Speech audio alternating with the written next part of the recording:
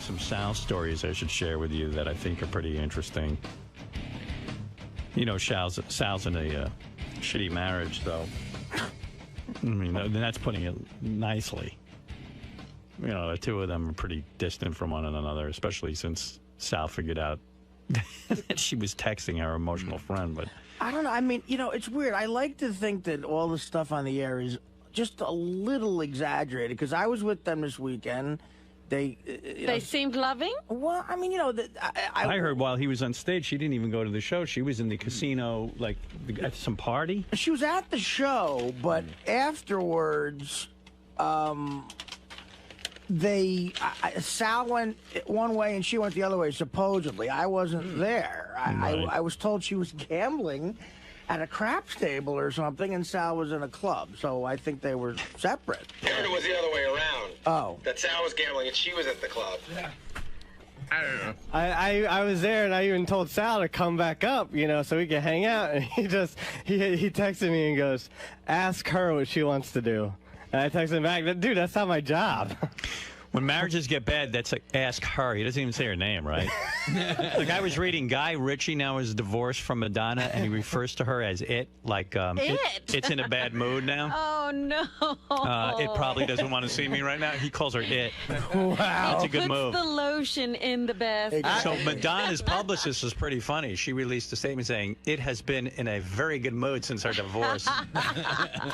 Yeah. I can think of worse words. You know, her is actually quite nice if you think about it. Did you get along with your, like, you guys didn't even hang out at Foxwoods? We did a little bit, you know, but there was an after party, and she wanted to go to that. And you know what? You're in a casino, so when in Rome... Well, I heard guys were hitting on her and stuff. And every guy hit on her. She looked very good. Yeah. Yeah. They know she's an easy target. Huh? Yeah. She's vulnerable. So here's a great story I heard about you, and tell me if it's true. This morning? Yeah. Oof. Sal gets up, there's tons of snow. First thing he does is he calls John Hein. All these guys treat John Hein like they're his dad, you know? John Hein came in last night into the city and stayed here so he could be here on time. But so Sal was bummed out. I think he was trying to get a ride with John Hein. But anyway. I went to start up my car first, and it wouldn't start because I had, you know, it had 1,000 pounds of snow on top. So Sal comes back in, and his wife's asleep, and she goes, what's wrong? And he goes, oh, my God, there's tons of snow out there. I can't even get the car out. I don't know what I'm going to do. I can't get out. I said, I'm going to hop in the shower, and I'm going to try again to get the snow off and try to start it again. Right. Car wouldn't even, you know, it was a mess. It's 4 in the morning. Sal finishes his shower, goes out, looks out the window. His wife is nowhere to be found. She's in her pajamas out there shoveling like a mad woman to get Sal's car out of the snow. You're kidding. You know, this was really weird because she doesn't do anything for him. Right. You know, they hate each other. She needs him out of there. So Sal's like, what the? So what do you think's going on? She obviously wants Sal out. Yeah, Sal, that is the only thing that was missing was went like through your mind? Like the psycho music was going through my head. Sal, that is She crazy. was digging that fucking snow like there was a buried treasure under it. And you see her in her pajamas, the snow's up to her knees, and snow is flying everywhere. Do you like a beaver eating a piece of wood? Yeah, right. Like when you put through a wood chipper, snow. Right. I'm like, what the fuck? And is she she got doing? you out, right? Oh, she got the car started. Yeah. My car was. You'd think my car just came out of Boca Raton. There wasn't a. You look like you weren't even. There wasn't a drop of fucking snow. Wait, but not only that, not only is my car done. Yeah. Just in case my car couldn't get out of the driveway, she started the truck. The truck was on. Wow. So then I go, wow. I go, you got it started? She goes, yeah, I got started. She goes, listen, just try to get out. If you can, I got my truck. So I get in the car, and I'm pulling out, and then she runs back out. She goes, are you okay? I go, yeah. She goes, well, if you want, the kids are sleeping. I'm going to wake up Antonio, give him the cell phone number, and I'll drive you to the train station. I'm like, I got it. I'm out of here. I'm out of here. Why do you think it is? What's going on today that she needs you out? Well, she doesn't have. She drives the bus for a preschool. Not today, she doesn't. But right, they emailed her last night saying that she doesn't have to work, so she was home today. Yeah. And I think that when she found out I could possibly be home with her. You think that's the best case scenario? What do you think? Do you think she has something going on in the house? No, I don't know. You see, you're putting stuff in his head. Sal is thinking. I'm putting Sal's stuff in just my thinking. head. See, Sal, you're thinking she's annoyed with your company, so she wants you out. Right. Howard is going to a much darker place. I wonder if anyone else has the day off today. Oh yeah. You scumbag piece of shit. Well, me? No, yeah, I didn't do it.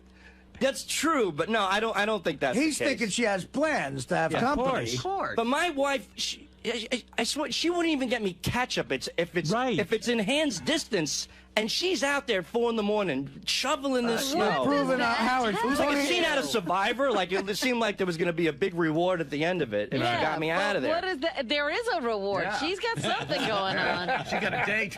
Yeah, but here's the thing. Okay, What's going on? Maybe she was being nice to me. Here's going. That's well, whatever. That's the best case scenario, but I don't think that's true. To argue, because I'm trying not to think like Howard here, but of course, as a man, I do sometimes think he's right. But the kids are home all day, right? Are the kids home all day? Today they are because there's no school. Right. So what? Yeah, but I mean, you Well, my kids are they're downstairs in their basement on their computers. They play their laptops. Yeah, but if she's having someone over, Howard, She ain't having someone over the kids. No, right. No, not that I know. But I mean, when you followed her, The one thing that you caught her killed in me- the car with a dude, right? So I The never. kids weren't in the car. I but never I mean, she told you wasn't this. doing it. No, what?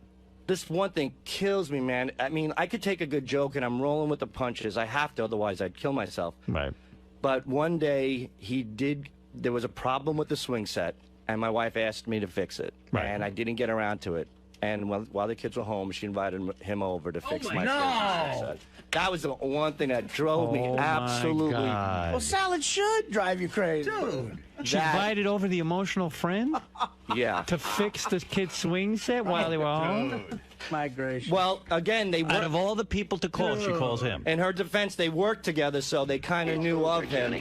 But he came over and fixed my children's swing set. It's over, And you Johnny. don't think there was flirting going on? And come on, I mean, what?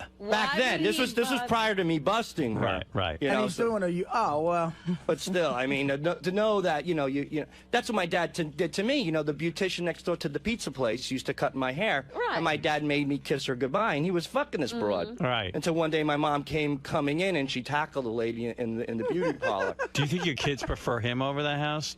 Like when she was shoveling like a mad woman to get you out. Do you think like he might be coming over today? No, I don't Maybe think so. they prefer when he, fun dad? No. When is Snow Day Dad coming? He'll take him sledding. Yeah. Well, you know, what are you going to do? That is hilarious. But again, to see her work that hard, I definitely, once I started driving to the train station, I said to myself, wow, she's working awfully hard to get me the fuck out of here today. Call her up Oh, now yeah. and tell her because of the snow you're coming right home. Believe me, she'll screaming. have a ton of things to do. Yeah. What are you going to do? Oh, man. She cleans the house, so. So would you say this weekend was a good weekend? You had fun with her? I played a lot by myself, so that was a lot of fun. And then, Because of the snow, does the emotional friend have the day off today? I don't know. I don't know his schedule. I don't know. I know they no longer Well, work. she has the day off. They don't has- work together. Wait a second. Hold a second. She has the day off because of the snow? Right. The emotional friend works with her, right? No. No longer. So Oh, as no far longer. as I know. What do you mean as far as you know? Well, I heard he's no longer there. Really? Yeah. And Who told you that? She did? Yeah, of course. I'll take a word for it. I bet you he's got the day off. That's why Sal had to get out of there. Why are you staying married to her? I love her. You know, we get He along. can't afford to leave. You can't afford to leave. No, I don't want to keep bringing that up. I love my wife. You can't we get afford to leave. along. She's It's a true. great mother. We had some action Jackson that night at the casino. I'll admit that. You did? Yeah. Okay, all right. Oh, And so it it was- was a good weekend. She was drunk off her ass. I don't think she knew who was touching her. But Did she file rape charges against you? no. It was pretty good. It was pretty good. Only you piled on, right? There were no other people there. No, not that I can remember. So that was it. What are It you doesn't eating now, sound Artie? like there's any trust there. Artie, what are you eating now? Turkey burger. Man, that's He has been eating since the show started. This is the one you turned. It's healthy, yeah. You know, but this is nothing unusual, is it? I mean, this is Artie. I don't notice him eating this much every day. Oh, yeah. You ought to see. You ought to see. It's an orgy. Howard, can I talk? Artie had some trouble with his helicopter this weekend as well. Oh, yeah, tell that story, Artie. What happened? A You have- helicopter. You have no idea. This is the craziest fucking. Artie thing. has a helicopter? I don't have one, but there's this guy, a former cop who I met through some people who has a helicopter, he has access to these things. By the way, I love how George stares at you when you tell a story and you totally ignore him. Well, I'm talking. I'm just saying I like it. I just like the dynamic of it. It's when I tell a story. Reagan? Yeah. You stare at him lovingly. It's weird when I tell a story on the air. It's like I do tend to talk to you. So I got to look away from him. I'm just saying it's an interesting dynamic. Go ahead. Thank you. George is not insulted. Me and George choreographed this whole fucking thing. That's right. Yeah. Okay. So what happened? So. I've been taking helicopters to some gigs, like, you know, if it's out on Eastern Long Island and stuff, you save time. So we're going up to Foxwoods, and they have a helipad, not even 2-minute drive away from the big casino there. Wow. So we decided to take the helicopter. Now, it's me, JD, the kid who took over for Ted, Timmy, and this guy, Mike, Helicopter Mike, we call him. Right. And he's, he knows security. He's an ex-cop. He used to drive. He learned how to fly a helicopter in the military. He's really, he knows what he's doing. Right. And he's very cautious. We've done it a bunch of times, and I've always felt very safe. So I sit in the front, and I was just like in a zone. I put my hood on, and I wasn't listening to any of the radio stuff going back and forth. So it's like a 50-minute flight up there, and out of the nowhere, out of the Connecticut woods comes Foxwoods and the MGM Grand. They rise up like out of the woods. It's weird. Like you see these two big fucking buildings. Right. And we're like, oh, okay, I'm good. We're finally gonna land because it's cramped. So it's pitch black out now because we left late, about 6 o'clock, and it's completely dark. He circles the buildings a couple of times, and we don't land. And I'm like, what the fuck is going on? Right. Is this guy fucking with me? Because I just want to land. And he seems like in a little bit more of a panic than I've ever seen him. And I go, Mike, what's going on? He goes, the helipad has no lights on, and there's no one down there. So I don't know where we're going to land. I go, what are you talking about? He said, the helipad has to be lit because I can't land. I can't land on a helipad. So there's no radio communication. Everybody just left the helipad. Oh my God! What's with those Indians who run the place? Well, what happened was the story we got afterwards was probably a big tribal council. We were supposed to be there at a certain time. Yeah. And we were. They waited for half an hour, and then they just closed up shop. They shut the lights and left. These people just left and shut the lights to the helipad. And he goes, dude, I said, can you land in the dark? He's like, well, there could be wires around. No, I can't do that. Yeah, you could die. So now they're not answering us, and it's an 8 o'clock show. It's 6:30, and we're circling the fucking Foxwoods Hotel. So... And doesn't security realize that there's a helicopter hovering? Can't they hear you? Now, Tim gets out his thing and texts to the woman who he's in contact with, who's supposed to meet us there and take us to the rooms. Look, tell somebody to get out to the helipad and turn the lights on, but she's not answering. Oh, yeah, so this guy makes like an executive decision, I guess, and he just starts looking around for houses that have big backyards. Wow. And he finds, he eyeballs a house, and this guy really knows what he's doing because he noticed that they were burning their garbage in this house. Right. And when I tell you this is Connecticut, 2.5 hours outside of New York City, it might as well have been the rural Kentucky woods. Wow. It was like they were burning garbage. They had like a potbelly stove. He could tell they probably didn't have electricity that went out to the house, so there were no wires around. Wow. So he could probably land there. So they have this big outdoor field, and we essentially landed in these people's backyards. These people are having dinner. Did they come running out of the house? Yeah, they're having dinner. Okay. Oh my God, that's and funny. it's a guy, his friend, the guy's son, and the other friend, and they're just enjoying dinner, and all of a sudden, the helicopter just like we just land in their backyard. Were you scared? You know what?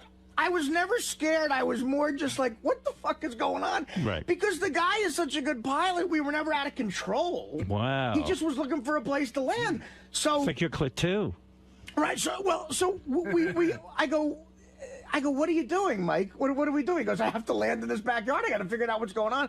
So deer all scatter. You can see the deer moving away, and we land in this open field. Wow. And which is essentially the backyard of these people's houses. Now they start come running out, and they look like. Get our guns. We're being invaded by aliens. That's what they look like. They look like these three guys come out who were rednecky kind of guys, but they were the nicest fucking guys in the world. Right. They were like, "What's the matter? You got problems?" The other guy was in like Vietnam or something. Right. So he's looking for action. He's like, I mean, he was like he was having a flashback. What do you got? You got engine trouble, pal, or what's going on? And he goes, "No, they wouldn't put the helipad lights on at the Foxwoods." And and now the Foxwoods are within eye distance of their house. They go, Foxwoods? We go, yeah. They said, what's that? I go, the enormous casino that's 2 feet from here. It's like they're Amish. He goes, we just They're hate pretending it's not there. He goes, we just hate those motherfuckers. So now, here's the funny part. Right. All right? We land in this field that's surrounded by trees. We get out, and we go into their house. And I say to the guy, I say to the one guy, JD has this part on tape, but the guy wouldn't sign a release. We got his phone number. The one guy, Kyle, he was very suspicious of everything. He was a military guy. Right. And I said, what's your name? He goes, Kyle. I go, what's your last name? He goes, Kyle. And I said, he goes, what are you doing here? Yeah. I go, I'm a comedian. I'm performing at the Foxwoods tonight. He goes, you're a comedian? I said, yeah. I said, I'm on the Howard Stern show. Have you ever heard of Howard Stern? He goes, I heard of Howard Stern. He goes, but who are you? And I said, well, I'm a comedian. I work with him on the radio and I'm telling jokes. And he goes, have a beer. And I go, well, I'm on the wagon. He goes, have a beer. He just opens a beer and hands it to me. Meanwhile, okay, helicopter Mike gets on the phone and he finally gets them to put the helipad lights on. They go, we're sorry, we just didn't.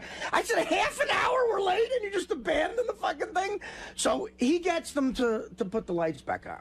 So now I learned a little bit about helicopters. We run back out to the field, run to the guy's backyard, and we all get back in the helicopter. But to get out, to get out. Meanwhile, this negates all the time you were supposed to be saving. Exactly. Right. And I wanted to get to my room and relax for an hour before the show. None of that's happening now. Right. That's over. Yeah. So I have to get there. You're with Cal. Get there, throw a shirt on, and just go on stage.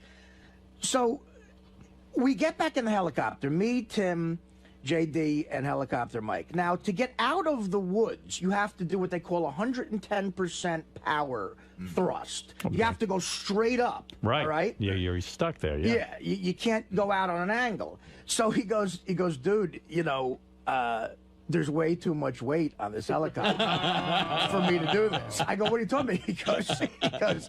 He goes, you know what? You have to get off the helicopter, otherwise I can't get. You or them all? Well, he said to me, he was laughing. He goes, well, listen. Well, why not get rid of all those other guys? For goodness sake, throw out the other two guys. Let him Wouldn't stay that with help? Kyle's house. He goes, we're about 300 pounds off. So Tim is 5'1". Right. JD is about $150. So I'm doing the math and I'm going, them together don't add up. No, but if you add up all their weights, it would be 300. But no? not the two guys, man. No. Like it was way. Like I clearly had to go. Wow. So he goes. So he tries it once. He goes, nope, this ain't gonna happen. And You held down a helicopter. right. That's got to be incentive to That's go on. what you know. You got to drop a couple. So he tries it once. He tries it twice. And he goes, dude, this ain't gonna happen. We start to spin a little bit. I go, well, fuck it. Just put it down. Just put it down. Right. And to this guy's credit, helicopter Mike, he is so safe with everything. He's like, we can't do this. I said, well, what the fuck are we gonna do? He goes, these guys will have to drive you to the gigs. Right. Oh my God. So now me, we leave the helicopter in the backyard, and we just put it there. The military guy Kyle is like, I'll take care of it. I don't want to fly one. You want me to fly it over the helipad? And he's like, no, just leave it in your backyard. Do us a favor. Yeah. So the other guy has a van that like barely starts. Kyle's friend. Kyle's friend has a van. Yeah. And now these guys are driving you to this guy's Foxwood? driving me to Foxwood. Oh my God. I go, do you know how to get to Foxwood? He goes, well, we'll find it. It's right over there. You can see the lights, I go, Right. I know a road that'll take us over there. So now we figure all of us will go. And then Mike will get me situated. He'll go back, get the helicopter, and then land it where it has to be. So me, JD, Tim, helicopter Mike getting this guy's van. He left the helicopter there? He left the helicopter there. And then the guy Kyle is going, you sure you don't want me to fly the thing? He's like, no, Kyle, just don't touch the helicopter. Right. So this guy drives us to the show. Wow. And he goes, did you give him some sort of reward? Well, here's what happened. He drives us to the show. I go, do you have any interest in coming to my show? And he's like, I don't know who you are. Yeah. You don't seem that funny. You tell me one of your jerks. And I said, well, do you like going over there? Can I get you a free room? He goes, nah, we just stay at our place mostly. And they say that at 11 o'clock, the guy said, if you want to come back after the show at 11 o'clock, they're getting like 4 blonde hookers. Like, they just live their own lives, these guys. Right. And so the guy drives us, and the guy driving us was they were all great. They fucking saved our life. Right. And the guy driving says, my family's from the Bronx. I know Howard. He goes, I watched the show. I seen you on there. I go, thanks, man. So he pulls us up to the fucking MGM Grand, and you know there's all security waiting for our limo to pull up. We pull up in a fucking van that barely operates with this guy, and I gave the guy $500. Wow. Which, I mean, the guy couldn't. I said, you know what? I bet Foxwoods would probably be responsible for this, but the guy helped us out immediately, and I said, I'm not going to make you wait. Foxwoods will take forever. Right. I had money on me because I was going to gamble. Right. And I had a few grand on me, so I gave the guy $500, and he was like, "Get the fuck out of here!" Just paid their mortgage for a year. Now this house, Howard, was Howard. It's you know, you say Fred grew up in a rural area. Now I believe it. This is Connecticut. There was like they were living in a log cabin with no electricity. Why doesn't the helicopter guy get back in the helicopter and fly? Like, in other words, why did he have to drive? He left the helicopter at the Kyle's house? Because he also worked security, and he he tours with @𝗦𝗵cie𝘄, the Skinner guy. Yeah. And his objective is to make sure I'm safe too. He's a real professional, so he goes, "I'm going to go with you." Oh, okay. And he so he drove us there. We gave the guy $500. I go, share this with Kyle, you know. And he goes, I will. So. I got ready. I did the gig. Everything went fine. The guy was real. How were the blonde hookers? Well, we didn't go back for that, but I think we should have. Yeah. And he went back, got the helicopter. They took care of it, didn't touch it. He flies, gets to the helipad, lands it again, and we got the whole story. Wow, all right. Well, glad you're safe and sound. Right now. Nothing. I think she did a nice thing. You know what I think? I think it's exactly what Artie said. I don't think she wanted to be cooped up in the house with me all day. Do you know what I'm saying? Yeah. That's all I think. You know, I don't think anything else. Now, Howard's saying he thinks it's something else. Is that getting to you at all? Or do you think it's just... No matter what I do, no matter what angle we take, I think Howard would say it's, you know, this guy is, you know, he's involved. I mean, it must be, it has to do something with the emotional front. I don't think that's the case. Definitely not. So things are going good? Great. Fantastic. Never better. She was helping out. She was, you know, shoveling snow at 4 in the morning to make sure I get to work on time. How many times has she done that in the past? Never. Okay, so, you know, hey, every guy should have, you know what? You know, sometimes you don't get along with your wife. Sometimes she doesn't get along with you. You know, you have your differences. But if something good could come out of it, like somebody shoveling your car out of the driveway at 4 o'clock in the morning, maybe sometimes it pays to, you know, to have some problems in your marriage. You know what I mean? Yeah. If she didn't hate me so much, I'd be stuck at home right now with her. So there is, you know, there is some. Good morning, everybody. What's happening? And how are you? Well, as you can see, Artie is not here. Gary, can you tell me about the phone call you got from Art? There is a situation that has developed. Really? What's going on with Artie? Wait a second. Where's your microphone? How dare you? Go ahead. I guess it was about 10 after 5 this morning. I'm driving in, and the phone rings. Usually it's Sal to tell me he missed his train at Jamaica, but it was Artie, which I was sort of surprised at. And I said, hey, what's up? And he goes, listen, dude. He goes, I got up. It was dark in the house, and I walked into a bookcase or something. And he goes, I hit my eye. He goes, there's blood all over the place. Oh. He goes, I called a cab. I'm on my way to the emergency room, and I'm like, he goes, I guess I'll be in later. I'm like, well, Artie, just go and get it taken care of. Just, you know, call me as soon as everything's done to tell me how you're doing. And he goes, yeah, I don't know what happened, and hopefully the emergency room isn't that full, and I'll talk to you later. That's a pretty good Artie impression. You did a really good Artie impression there. Thanks. I talk to him a lot like that. Dude. I have more conversations. Did he say dude? Hey, I walked into it. He said a bookcase or a cabinet. Wow.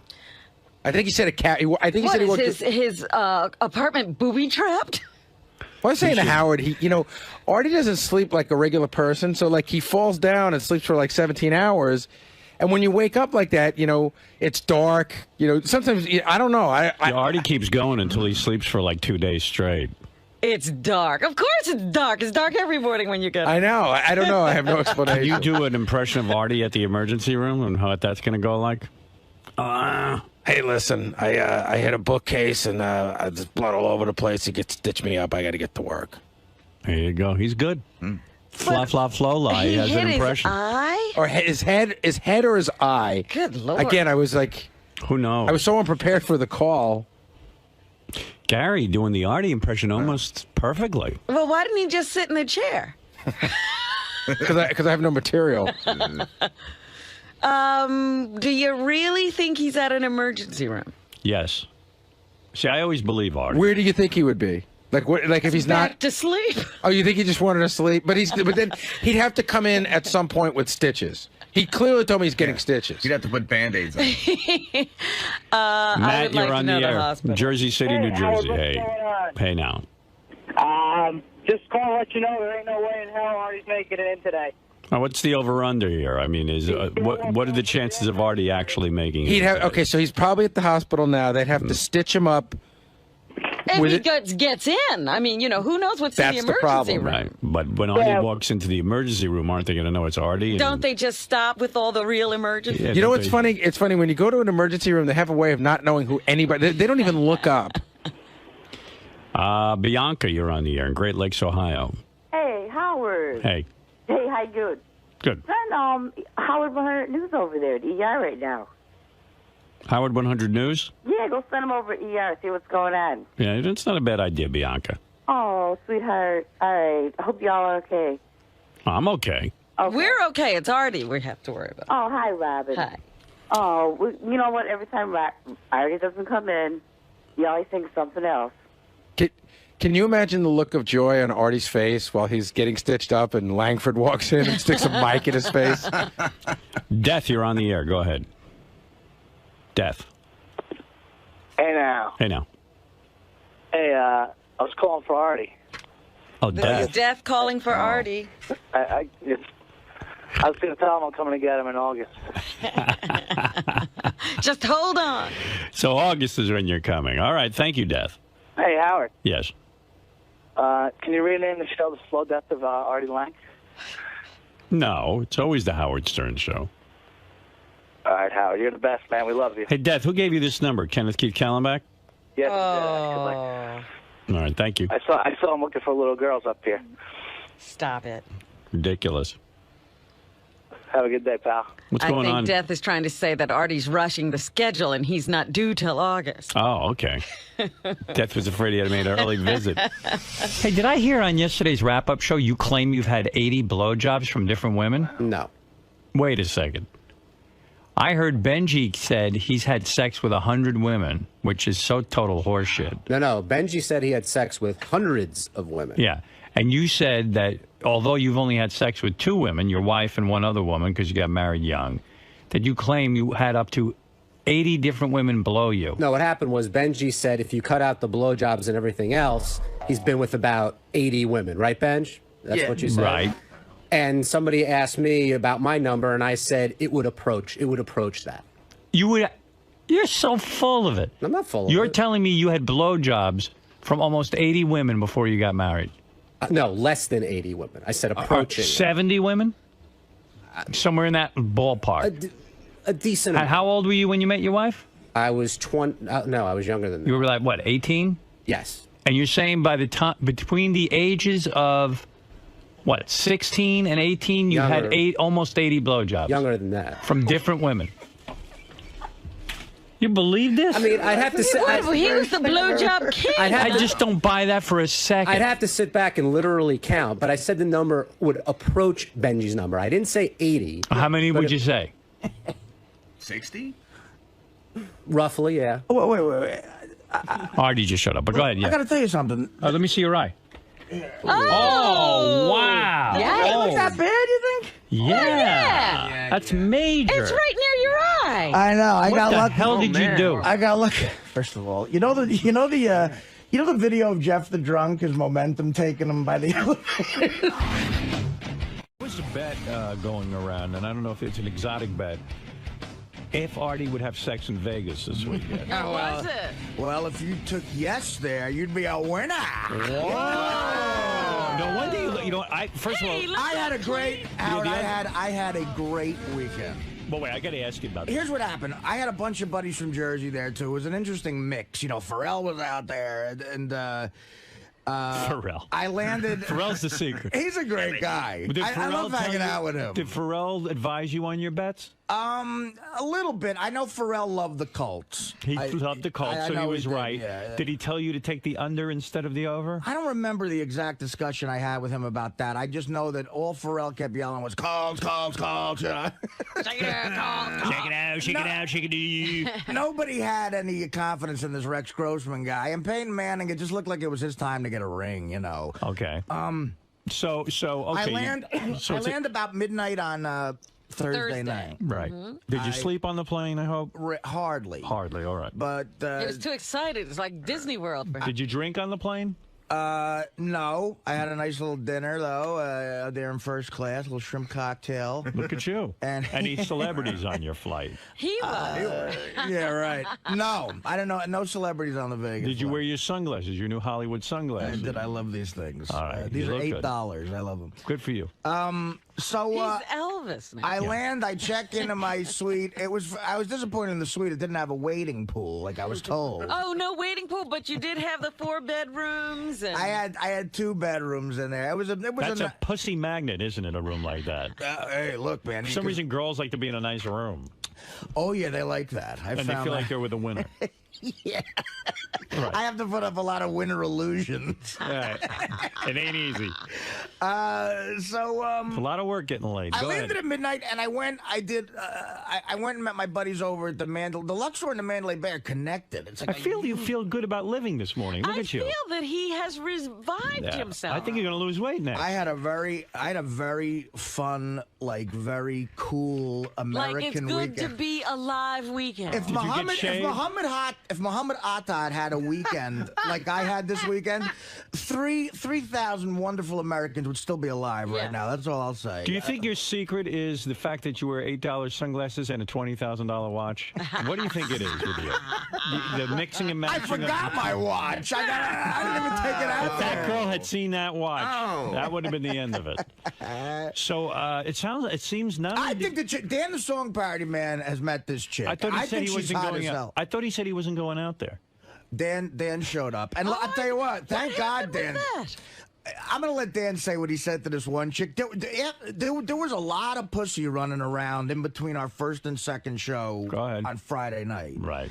And sold out shows. And you're hanging out backstage in your dressing room, right? Yeah. We had a really nice, great dressing room area with a separate room for me, a separate room, and Levy, Nick DiPaolo, my buddy Joe Matarese, you guys saw at Carnegie Hall. You know the guy who says he knows Beth, kind of Joe.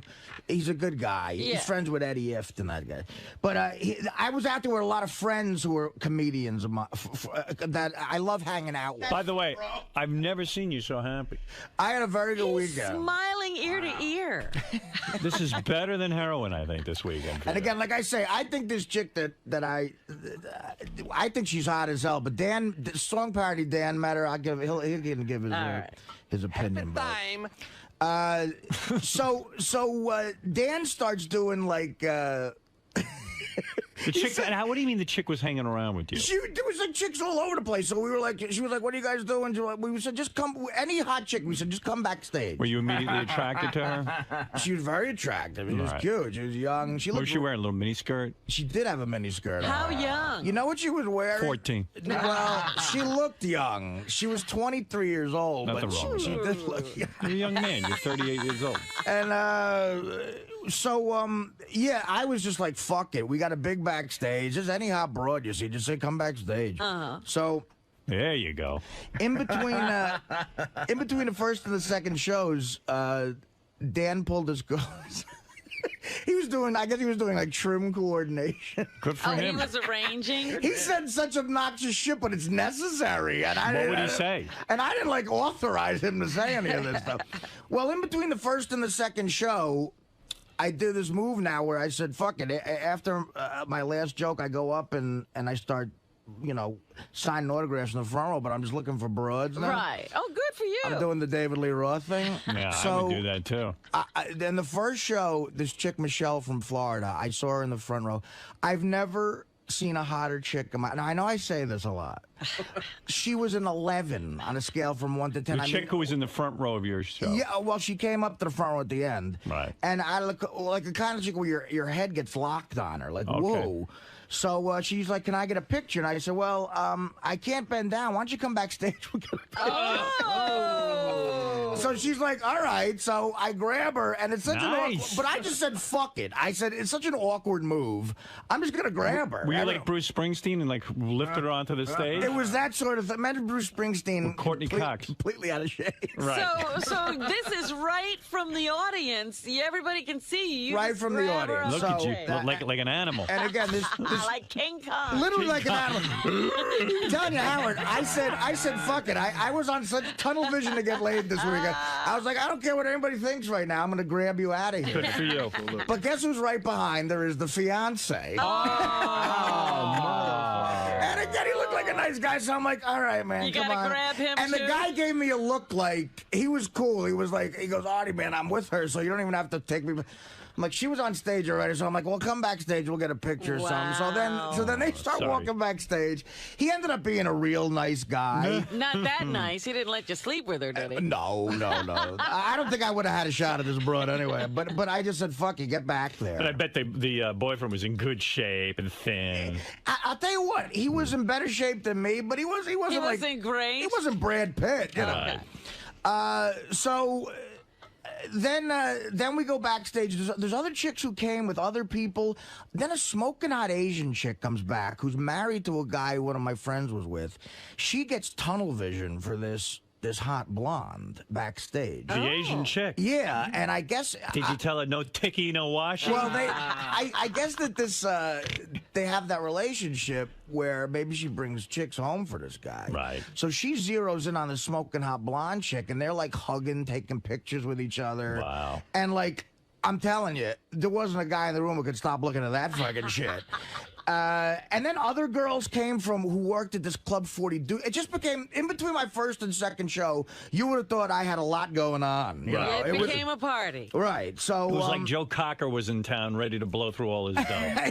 Yeah, right. Like I'm rolling. It sounds like Sinatra to me. The girls are there. What was that tour Joe Cocker did where he lost all his money? Mad Dogs and Englishmen tour. That's my favorite. He toured and lost his money. They wrote a book about like he was at the height of his fame, Joe Cocker, and he put together this crazy traveling circus, and he came home bankrupt. I mean, it was just such a scene. Yeah, that's where you go to make your money. Right. That's so fucking funny. in those days, they did it all wrong. Wow. So anyway, and this other young girl was hanging out, and again, I don't know. She seemed like she was into the whole thing, and I don't know if I had a shot at this girl or not. I'm being presumptuous, but it looked like maybe I had a shot at her. So I was talking to a bunch of different people, and she kept, coming up to me and saying hi. So I didn't know Dan did this. Like, at the end, Dan pulls me aside and goes, come here, I want to talk to you. So we go into the dressing room, and he goes, listen, so I talked to the girl. It's all set. I go, thank God for him. I go, what did you say to her? Who cares? You're Jilly now. You love him. Listen to what Don't you love a guy like that? Listen to what he said to her. And again, I got to give him stars for this. I would never say something so obnoxious. You gonna fuck Artie or what? This is what he goes. He goes, listen, honey, come here. He goes, Artie's very busy right now. He goes, he's got a lot of people to talk to. It's a business situation. There's people here in his business life, you know. I know you want to talk to him, but just for now, just lay back, hang out, have a drink. Everything's going to be fine. He'll do the second show. We'll all hang out. It'll all die down. And then at the end of the night, you stay with me, and I'll just deliver you to Artie's room. Wow. Beautiful. Give me Dan's number. It might be my new best friend. You said deliver her to my room. I said, and she said okay. What a gal. And I said, what did he say? She goes, okay. She said okay. Boy, she was taken with you. Yeah, so, she wanted you. I mean, star. who knows? Dan is the only one who was in this conversation. So I said, well, don't. Maybe he's exaggerating. So then I said, look, man, thanks, but don't do anything crazy. Like, you know, don't. Yeah, you need crazy. Doctor. Yeah. He's like, no, I got it on top of it. So at one point I wanted to go Jesus, and the other point I'm going, well, thanks, man. Like someone has to make that move, I guess. Yeah. So I said to him, the only thing that, not to sound obnoxious, the only thing that would change that is if a better option somehow comes along. Right. You know what? You would have been romancing her all night. Thank God he took all that out. You would have talked and talked and talked and never had the nerve to say, want to come back to my room. She was very cool and well, wait a second. So what happens? How do you hook up? Here's what happens. So now about remember I told you when the Ravens played the Giants in the Super Bowl, and I was out there in January of 2001. It was your guys' first trip to Vegas. I wasn't on the show. Right. But it was one of your greatest times. I stopped at the Mirage to watch the game on my way back to L.A. to do the Norm show, and I went to the strip club and with me and my buddies, and I got these two strippers to leave the strip club and come back with me to the hotel for like a week. But I never heard about that. It wasn't a threesome. You banged them? Well, the one I did. Right. Okay, so now this is a chick. You ever have a chick like that who you banged and your Rolodex where like you jerk off to her? Right. I've heard of that. Yeah, right. She's heard about it from me. What happened was, now she claims she's not a hooker, and I don't think she is in the sense of like, at the end of the weekend, she goes, well, we stayed with you all weekend. We didn't make, and I only had sex with the one. The other one was like a friend. It was like a package deal. Just give us what we would have made at the strip club for the weekend. Good Lord. So I thought that sounded fair. You know? Pay us for so at the time, it was like $3,500 or something for the totem. So I just gave it to him. And she has, so now this is. That was the weekend where they were like your girlfriends for the week. Yeah, it was like that. It was like that. But so this is like she was 21 years old. Not a hooker, but can I have 10 grand for the weekend? Yeah, really. So she has my cell phone number. I've had the same cell phone number for like 12 years. Okay. So then years later, we're in Vegas. She calls my cell phone. I talk to her, and at the time I was with Dana, and I said, "Listen, I have a girlfriend who I love. It's a done deal." I said, "I'm probably getting married." And but she was like really, she's got a kid. And but I didn't see the kid. She lives in another state. Right. They fly in to go to these strip clubs to strip for the Super Bowl weekend. So, but I've always said, fuck that girl. Like that's the one that got away. I'd love to have one more night with that chick. I've been saying this to myself for years. Right. So in between the first and second show, my cell phone rings, and I pick. It's a 702 number, and it's a Vegas thing. And I pick it up. I go, who's this? And it's this chick. Now, I mean, I don't think I've ever had one of these officially, but it was a bona fide booty call as far as I'm concerned. And that doesn't happen to me a lot. And I knew exactly, she started to explain who she was, because it's been like... Did you tell her you'd gain weight? I think she might know that. She might be following my career a little too closely. But anyway. Okay. I go, please tell me you're in Las Vegas right now. And she goes, yeah, I'm dancing at, she came in and she's dancing at this club. And she goes, you have a late show, right? You're at the Luxor. I said, yeah. I said, I could come over. We were going to go out afterwards. She goes, well, I'm going to be here till like 3. Can I just come over by you? Can I just crash? Yes. Can I crash with you tonight? Oh. And I was Fast like, food delivery. I was like, absolutely, so... crash with you. Yeah, unbelievable. Now you're like, thank God I'm in Vegas. Right. This was, I mean, it was one of those things where like, please don't tell me right now you found God, you're in Utah. And, did you say to her up front, is this time going to cost me again? Well, there was no discussion of any money. All right. So obviously you had a good time. But I would have paid for it if there was. So I told Dan, I started getting greedy. I said to Dan, I said, tell the other chick to see if she wants to come by tomorrow night. And so we do the second show. Yeah. And we all hang out, do whatever. We went to a bar to get a drink. I went up to my room, and I had time to shower. I ordered champagne. All right. Meanwhile, a lot of times these chicks never show up. Right. That's the other issue. Yeah, I mean, why wouldn't you have both chicks there? Well, I don't know. They don't know each other. That could go wrong. You know what, Robin? I ain't Tommy Lee. I ain't that good, man. Right. I'm just not that good. And I'm not going to go for two and lose both. Right. Okay. Yeah, you could knock the both out. Right. Yeah, but so... if you're Tommy Lee, you can go one night if you blow it and not get sex. Right. This guy's the next night you'll get sex. Right. So, but she sure enough, I told her I was under a different name. She called the room, and she said, I'm downstairs. At What time was this? 3:30 in the morning. Oh, you never get any sleep. Good. Don't forget it. I planned on not getting any sleep. So she shows up from stripping. She still had her stripper outfit on. How'd she look? She started giving me. She look again. Dan has met her. I think she's like 5'2", 5'3", but she's got such a smoking body. She's got fake tits. But I think she's hot as hell, man. I mean, she looked fine to me. Look, you've been See, I thought this about story her. was going to the chick that Dan gave Set the rap up for to. you, yeah. Well, that chick was very nice, but man, did she get extra fucked up too. She was she was sort of stumbling by the end, and I don't know what was going on. She wasn't a pro like this other chick. So she shows up and she starts giving me a lap dance in the room and Right away. Yeah, Lap dance. Whoa. Did you even talk a little bit? or- you know what? I think she realized I didn't really want to waste any time. Right. Where was the music coming from? She had music? From his lap. We had there's radios in the room. Yeah. And I poured. What are you some- wearing? Like a big robe? I picture like Jackie Gleason. He's like Dangerfield, and no pants. yeah. You know? I had time to Come on in. I had time to shower, and I put on sweatpants and a shirt. I didn't put a tux on for this broad. Right. And Because you look great in your sweatpants.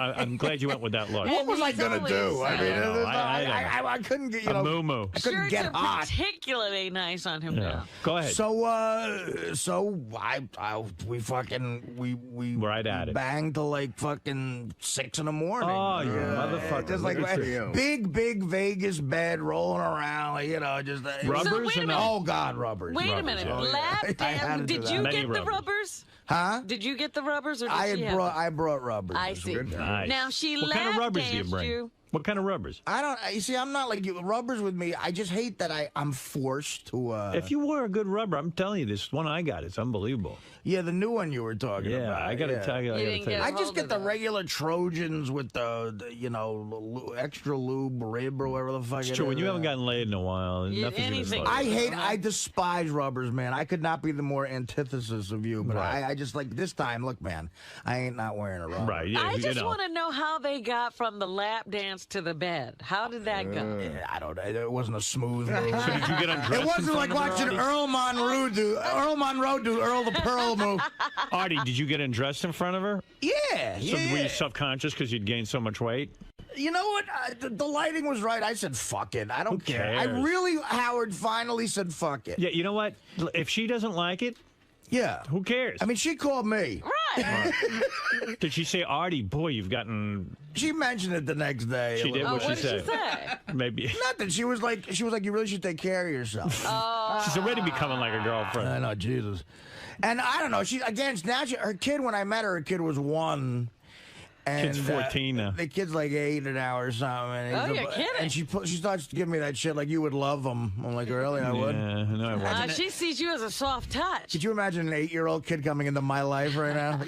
He would not have a shot. Did you give her a little cash as a present? No, so here's what happened. So it was just such, then we fall asleep about 6 a.m. Right. And we sleep till 2 in the afternoon. Nice. And get up, get a little blowjob in the morning. Ooh, nice. I mean, it was like fucking. You're blown awake. Because like, the first time, like, remember that chick that I was with at the Borgata I told you about? That was I still had so much emotions in my head about that. It felt like Dana was in the room when I was doing it. Right. This was the first time where I sort of, in my head, guilt-free, just just let it loose. You knew your relationship was really over, so. I mean, what the fuck? Right. You know, let go. It was like blowjob when you woke up. Yeah. After all that sex. Yes. And did you come?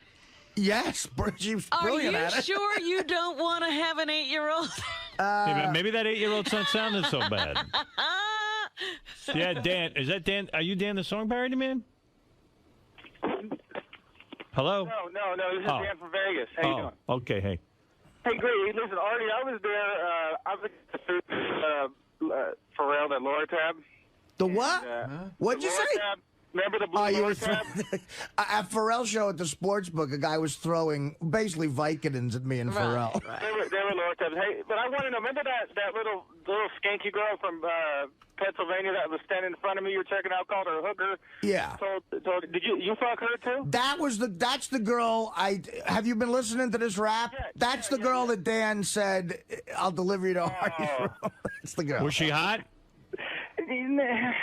No. So you probably made the right move. All right. Dude, okay, she wasn't fucking Heather Locklear. Wait, what do you say? I thought she was hot, actually. You didn't think she was hot? She looked like she had a little heroin body, and she was all tweaked out. I like that. She was. And she had little crust stains underneath her panties and all that. Hey, what is this guy talking about? He's ruining the illusion. God, is he ruining my butt? Really? Well, that wasn't the girl I was with, but I'll defend that chick. I think she was hot. She probably was. This case is being an ass. Yeah, he's being a dick. Go ahead. But again, I got other people could met the girl. Who's other people? Anybody around here?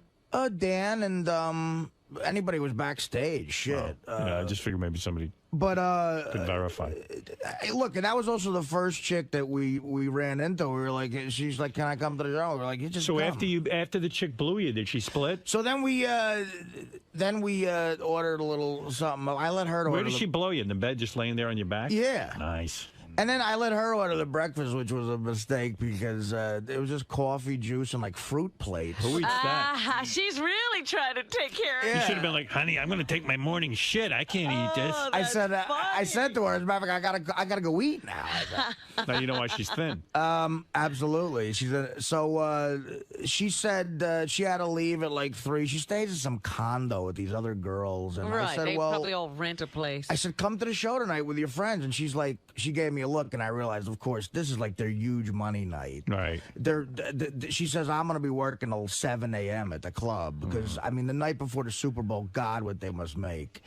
And she's like, Do you think she's giving dudes hand jobs and shit all night? I don't know. Who knows? Who wants? I mean, that? I won't say the club. Got her when she just got into town. I won't say the club where I met her, or the club I met her at is different from where she was dancing when she called me. But where I met her, the place was kind of liberal, with a contact. You don't get scared when those chicks blow you? I mean, they can give you the herpes or something. Look, man, I guess anything's possible, but I could also get hit by a fucking truck. I don't know. And the truck ain't gonna. What if you don't get hit by a truck? The truck ain't gonna feel as good as the blowjob. And did she have a great body? Like, was she totally nude when she was blowing you? Like, ass Dan. Was her ass up in the air? Like, yes. Oh man, like she's totally uninhibited, right? Very tight, like abs. Yeah, you got a labs going on there. Fuck. And she rub under your balls? I always say I wish I had completely shaved, everything's bare. Did she rub under the balls? Did she play with the balls? Yeah, she did that stuff. Did you talk louder? She lick your balls? No, there was no. Any tongue in your ass? No. No way. No one's going there. She touched my balls, but she wasn't licking anything. She cradled the balls and blew you. There was cradling. Oh, cradle. Any teasing with the finger? The finger didn't enter any areas it shouldn't, but she was very good at what she does. Honey, let me smell your finger. I want to make sure. No teeth in that blowjob, right? But no, God, no. It was like getting blown by Gary Larita. Dan, no, that's nice. Hey, Dan, did you see the chick? Yeah, absolutely. She was hot, huh? Oh, smoking hot, incredible. I mean, I wish I could have been Artie that night. Tell Howard about her butt. I'm trying to figure out. She's short. She's like 5'2", but she's got like a. Dan, did you fuck the other one that Artie turned down? No, absolutely not. I was trying to be a good guy, because I got a girlfriend and all. My poon hounding days seem to be over. I guess. Here we go. I tell you what, I would say this girl's body is like, Miss Howard Stern's, but a lot tighter without as big fake titties. You said you weren't going to Vegas. What happened? At the last minute, I got talked into it, and who am I to refuse? Mm-hmm. Thank God he came. Dan's my hero for the weekend. How did you afford to fly to Vegas, or someone flew you out there? Yeah, actually, Jeff Beecher flew me out there because we had some other business that he wanted to discuss. He just assumed that I was going to be here. Then when I told him that I wasn't going, he was like, "Dude, you got to come, man. I'll just have a ticket for you." So, wow, yeah, nice. right, I'm here. The guy at the Hard Rock, You're right. Thank God. Teachers, whatever. Because you were busy lining up the chicks for Artie with a very direct kind of conversation. Dan was a very good friend this weekend. Right. Now, what did the chick look like that you were lining up? Oh, wait, Dan, see, a guy just called in. You know the chick, the little chick who you said I could deliver you to Artie's room? That girl? What do you think of her? Was she hot or not hot? I thought she was hot, but she was definitely not as hot as the other one. No, right, but I don't know. I think almost the same kind of thing, almost the same type of physical type, except her titties were probably smaller than the one that you did end up with. Her problem was she was a little messed up, so maybe guys... She was a little messed up. I was babysitting her just so I could deliver her to you. She still fucking drinks on me. She needed babysitting. Yeah. She was one of those girls. Oh, dear. Yeah, well, it sounds like... a little sloppy. I might have wanted the sloppy one only because she wasn't a pro, but maybe she is. Who knows? Well, here's the thing. She didn't charge me any money, this girl. Well, she didn't? That's good. Her justification was last time, she goes, look, you pulled me away from work. Right. And I think she was waiting for me to make the move where, like, if you just give me what I would make tonight, I'll hang. Be here tomorrow. Did you have an awkward moment, like when she was leaving? Like, were you like, gee, maybe I should throw her some money? I never brought it up, and she never brought it up. Right, that's good. What'd you do to say goodbye? You kiss goodbye and throw out the door? Yeah, she said, listen, it was great to see you. And she swallow your cum? Not totally. No. All right. Not That's totally. First date, God, could you imagine what videotape of that must look like? Me laying on a bed. Did you smack that ass? Yeah, oh yeah. I love doing that. You do? You got it from behind and was smacking the ass? I love spanking the chick. A little hair pulling? Well, she probably needed a good spanking. She's bad. How you doing today? I'm here. That's a good start. First time it's serious, right? Yeah, it's my first time. It's been a while since you've been on. The famous cupcakes. They're famous, but take one if you want. They're good. A little too famous for me. I think they're excellent. I think they're just too damn famous for me. Wow, this is cool. So excited to be here? Yeah, I haven't been here. Been on this location. I haven't even been on Howard Show. It's been a while, except right? for on the phone. Yeah. So right in here. Yeah. I go in here. Is this my spot? Yes, it is. Okay. So what are you talking about today? Your new movie? My new movie, yeah, Angels and Demons. I hope. But you never know. You never know with Howard what you're going to talk about. It's true. Anything can come up. Anything can, and usually does. But yeah, Angels and Demons, which opens today's Wednesday. Yes, it is. Friday. It opens Friday. So that'll be great. All right. So hang tight, and we'll see you in a little bit. You bet. Ron Howard is one of the most successful directors in America. He's probably the top, I don't know, who are the top 5 directors? Let's ask Ron. Ron, are you the top 5 directors in America? I mean, if we're going to really think about it, I think you are, right? Well, who's better than you? There's some pretty good people out there making good movies all the time. I'm good. How are you? Nice to see you. Good, thanks. This is my spot? Yeah, take a seat anywhere you want. Great. Not too many strippers have sat there recently. Don't worry about it. You'll be fine. You're wearing jeans. It's fine. How are you? I'm good. I'm good. You? You nervous with this movie coming out? Angels and Demons? I'm kind of excited. You are? Well, you know, the 𝗦𝗵cie Code showed that there's a big audience for, Tom Hanks playing this kind of a character. By the way, I made a mistake. 𝗦𝗵cie Code worldwide made $780 million. 760. And we were just trying to figure out what your take is on that. That's got to be 10%, right? So I'm really excited about the movie because he's going to make another big payday. Did you get $76 million for that?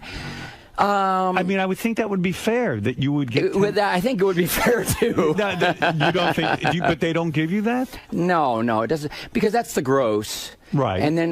but your deal is off the gross. And then there's... Yeah, but well, that's the gross what the theaters bring in. It's about, slightly less than half that is what the studios get. That's true, right. Which is probably why you were reducing it. Your business savvy was kicking in. That's why you cut it in half. Aren't you disgusted that the theater... Let's say you go off and you make a movie for 2 years and you're thinking about this thing and you could make a lot of, you have to choose your movie. Right. The theater gets 50% of every dollar. Does that bother you at all? No. It doesn't? No, because, they got to stay in business. And, But don't the studios somehow own some of those theaters and then they end up getting the double dip? There's always that, but right. And the fact is, what the really works is there's like a ratio. So in the beginning, the first couple of weeks, the studios take a little more than the 50. It just kind of averages out to around 45 or 50%. I mean, you should get if you make a film that makes $760 million, you should benefit. I mean, you made the film. I think he benefited. I benefited. I think he does benefit. Do you have to split everything with Brian Grazer? We've had that partnership for 20-some years. Everything goes into the pot. So it's 50-50 with you too. But you know what? 24 goes into the pot too, and that's Brian. Nice. And Brian produced that. Oh yeah. So anything he TV produces, show... you get half of. Huh? Anything he produces, you get. Yeah, everything just goes into a pot. Wow. I see the name Imagine, which is your film company, your production company. I see your name on everything. Imagine. Right. I can't imagine how you guys can be that involved in all of these projects. What do? You farm them out to people? I mean, you can't be that involved in everything. Well, I mean, it's a company, so we have some great executives, right? Karen 𝗛𝗄𝗿 and others who who do great work, and executive producers and directors. Has Imagine had any failures that I don't know about? I mean, it seems like everything's a winner with you. Well, let's keep it like that. Let's Are not there delve. failures? Of course we have disappointments. What is your greatest disappointment? Who, as a director, maybe? Okay, what film did you make? I can't even think. What film did you make that didn't do well financially that you think should have been? Well, I made a Western, with The Missing, with Cate Blanchett and Tommy Lee Jones. I loved this movie, but we really couldn't get people to go see it. Is that right? That happens. The Missing. Yeah. It's your worst nightmare. You put in 2 years. I see everything, and I don't think I saw that. But I love the movie. I mean, so if you, Did it get good reviews? Mixed. Mixed reviews, but it's real glowing. Some loved it. Some didn't like it much at all. I'm going to rent it. It's good. I will watch it. I personally am really proud of it. I missed that one. I really did. I mean, I see pretty much everything you do. Well, we talked about Frost Nixon. You could. Yeah, I love Frost Nixon. But are there any that were personal disappointments that you thought, all right, you go into every concept, of course, with great expectations, you didn't like the final result, that you didn't? There are always elements of everything that you wish you had another chance to do, and so forth. But I sort of quit talking about it because one time somebody said, "Well, what's your least favorite movie?" And I was talking, and it was a bunch of kids. It was high school students at a class, and I'm talking to them very frankly, very honestly, and I told them. And the look of disappointment, because that was their favorite. So, once I make them, it's not really up to me. It's, people like the ones they like. You sit and watch these films ever? Do you ever go back and see them again? Yeah. I don't, unless I have to do a DVD 20th anniversary commentary, which I've been around long enough that that's starting to come up. Right, and also you were honored recently. I have the DVD. I haven't watched it yet. There was like a whole commemoration of your career and all the films you've made. Right? There was a whole. I didn't see that, but I know about it. Why wouldn't you go back and watch these films? Well, I'd be proud of them. I am proud of them. If I bump into them or something and I watch a few scenes, but I saw them a lot. When we made them. But when you let's say you're laying in bed and you watch TV and Splash comes on or something. If I catch it in the middle, I'll watch a few scenes. You will. When I did we did a commentary for that a while back. I was really proud of it. I thought it worked great. We did a Parenthood one. Now there's going to be a new television series based on Parenthood. Oh, no kidding. Yeah. Ka-ching. Well, thank you. Wow. It's the same guy who created Friday Night Lights as a movie, I mean, as a television show for us.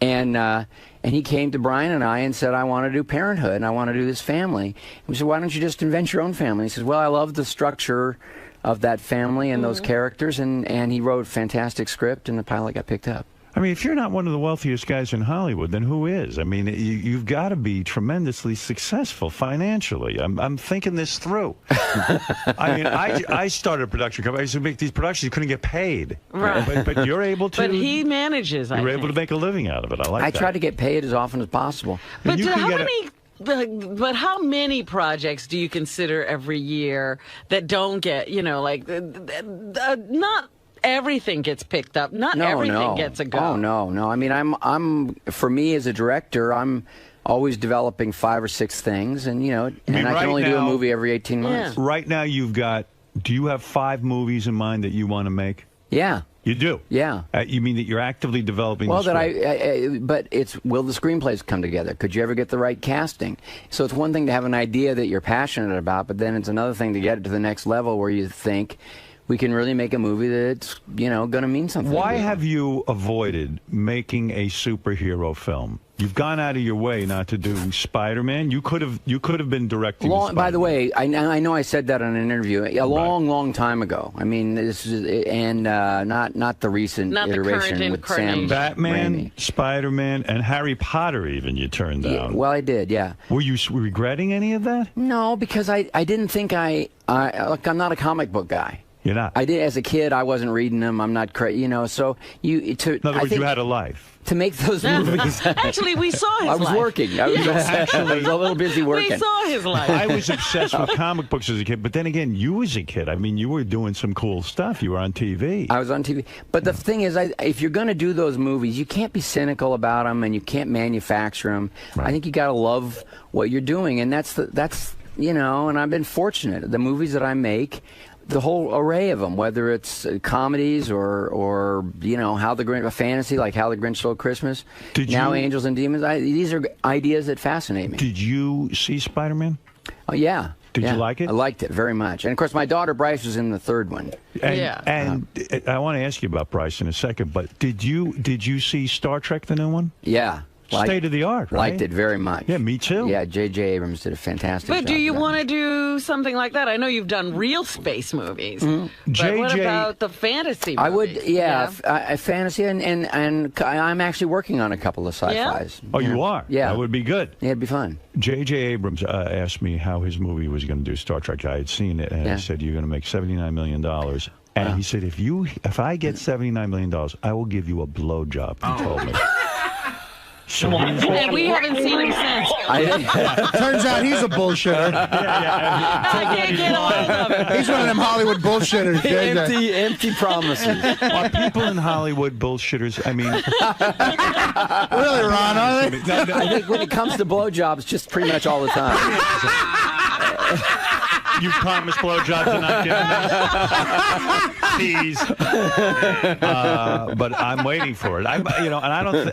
Since he's blowing me, I don't think that's gay. For me, I mean, for him it is. But who knows? I don't know. You figure it out. 79 million. There's no gay, straight. It's all the same. Everybody's having fun. But everybody understands. No, but I mean, there are people you've worked with that are horror scenes, right? You've worked on movies that you've absolutely hated working. You once said, I think you once said that Val Kilmer was a nightmare to work with. He was pretty erratic. He had nightmarish days. Yeah, there were nightmarish days, and then there were great days because he's talented, But for an actor to dick around with you.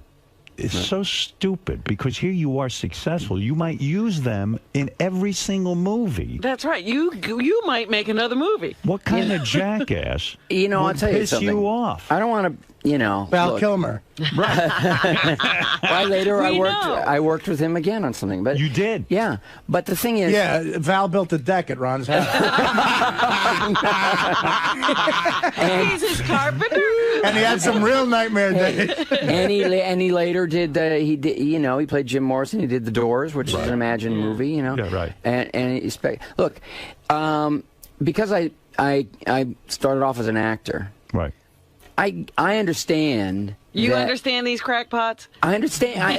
It's a very emotional MP was a real job. asshole. And that Barney, oh my God. There were moments. I'll be honest. There were moments. So, you know, I'm sympathetic to all that. And at a certain point, if somebody's, you know, making it difficult, I acknowledge that too and try to work through it. But I cast them for a reason, and it's because I want what they can do when the cameras are rolling. And it doesn't matter much, you know, how I feel Hanks about doesn't give you any trouble. Oh well, Hanks is kind of he's a so dream. easy. You see, I might use him in my film. Tom is unbelievable, and he's great got actor. complete integrity about what he does. He shows up on the set. He knows his lines. More than that, I mean, I mean, it's first of all, it starts with a script, not in some sort of bullying superstar way. He's a great writer himself.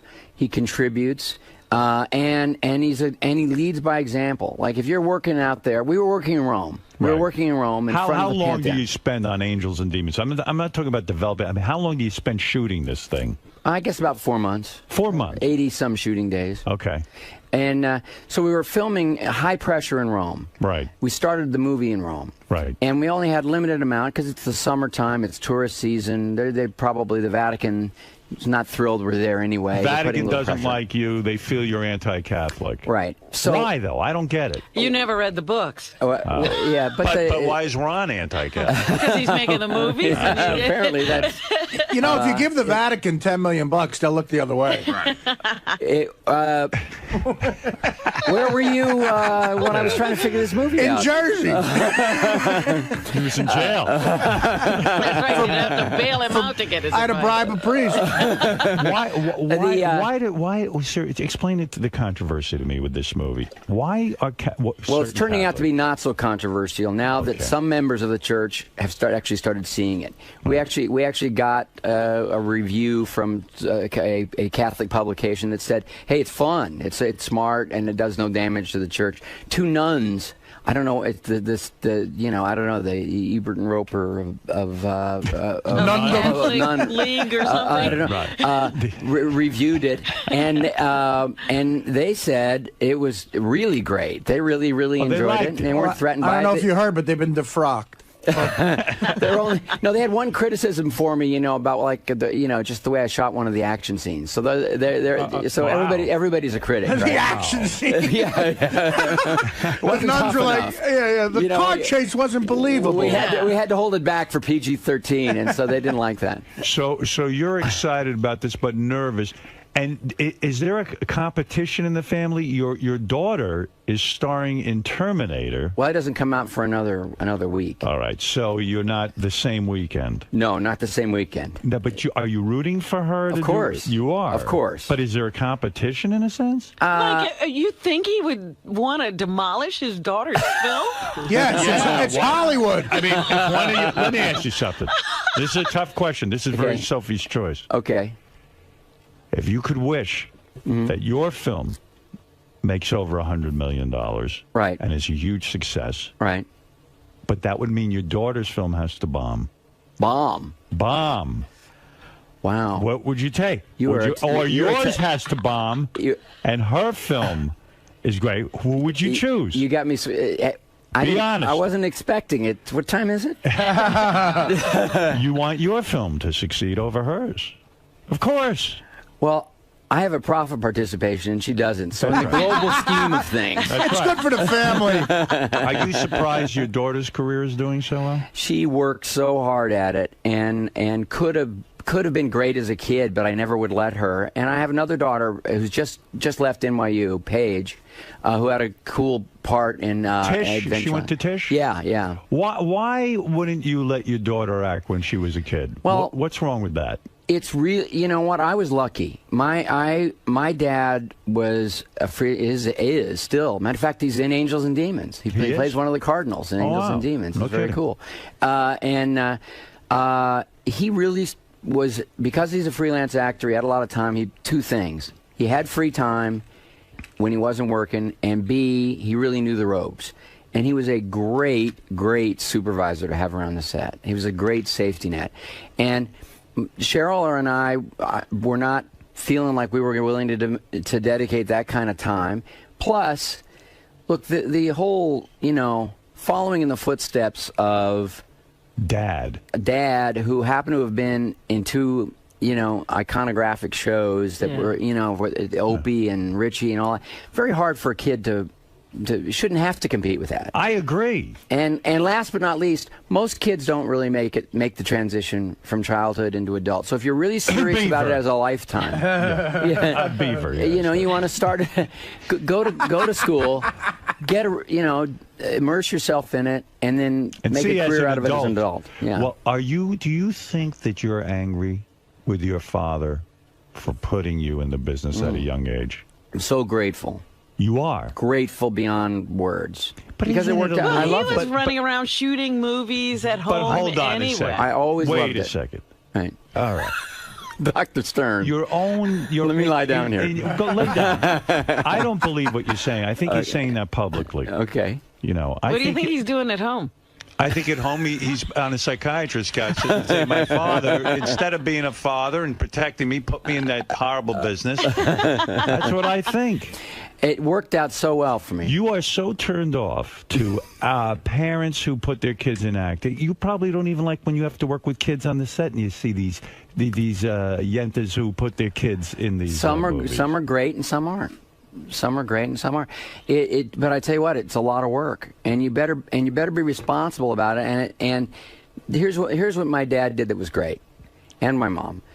I never felt that. But why did they need career. to do it? Why did they need to put you in TV and Andy Griffith? Did they need it for their ego? Did they want you to support the family? How did it happen? Did somebody see you, or did they actually send you out on auditions? The way it happened was I started working really young, like at 4 when we were living in New York. So they took you to places. Yeah. See? And well, the way it really started was that my dad was directing summer stock. Mm-hmm. And I started picking up on the dialogue that the actors were doing because they had no babysitter, and I was hanging around watching. Everybody thought that was adorable. Uh-huh. And so I was doing these scenes, and my dad and I would do these scenes for friends, whatever, coming around, and I was pretty good. Isn't it a miracle that your life ended up not like, Leave It to Beaver's life or... it's a kind of a miracle. Eddie Munster. I mean, you really made the transition beautifully. They point to two people, him and Jodie Foster, the two that sort of made it. Do you get together with Jodie Foster and say, look how lucky we are? We haven't done that. Like but, a group? The group of successful child actors? Kurt Russell was a pretty successful child actor, too, who I've worked with. There are a few. But it's and here's the thing. I always loved it. So where I think kids run into trouble is two ways. One, they don't really learn how to act very well. My dad was an excellent teacher. I was around good people. The environment was good. It was very constructive. I was actually learning how to do something. Right. Not just be like a trained animal. Not a cute... Now smile or now in other words, fake Ron, tear. the kids rely on their cuteness more than the actual acting. You not always really treated learning it how to be in a scene or as a craft. And so that was and that was a huge advantage. And the other thing is that I had no ambivalence about it. Uh-huh. So most people go through that adolescent period where the work slows down. That happened to me too, and that's just reason enough to be discouraged. Mm-hmm. And it wasn't for me. In fact, it's one of the reasons I wanted to become a director was because I loved it so much, the whole process, the whole environment, that I didn't want to be sitting around waiting for phones to ring. I wanted to be the catalyst for my own creative life. Does your daughter ask you for advice, or does she do her own thing? Like, does her own thing. She didn't come to you and say, I'm thinking of doing Terminator. Dad, what do I do? Do I do this film? No, just about never. That's probably good. Well, the other thing I noticed about you, though, you didn't raise your children in Hollywood, so you don't have those Hollywood kids. One of the reasons we moved east, but I'm not sure it has to do with the place. You were asking about Bryce. When we were driving to NYU to do her audition, because if you're auditioning for the Tisch program, you have to come in and do monologues and things like that. Right. So we're driving there, and I seem to be a little more nervous than she is. And I'm saying, so did you pick a monologue? Did you? She said, yeah. I said, do you want to do it for me just while we're driving? No, I don't want to do it. Well, why don't you just do it? Just run through it. You don't want to just go into the room cold. You want to just run through it. No, I'm not going to do it, Dad. Well, I'd really like to hear it. No, I got it. I'm a goddamn top 10 director. I want you to do your monologue for me now.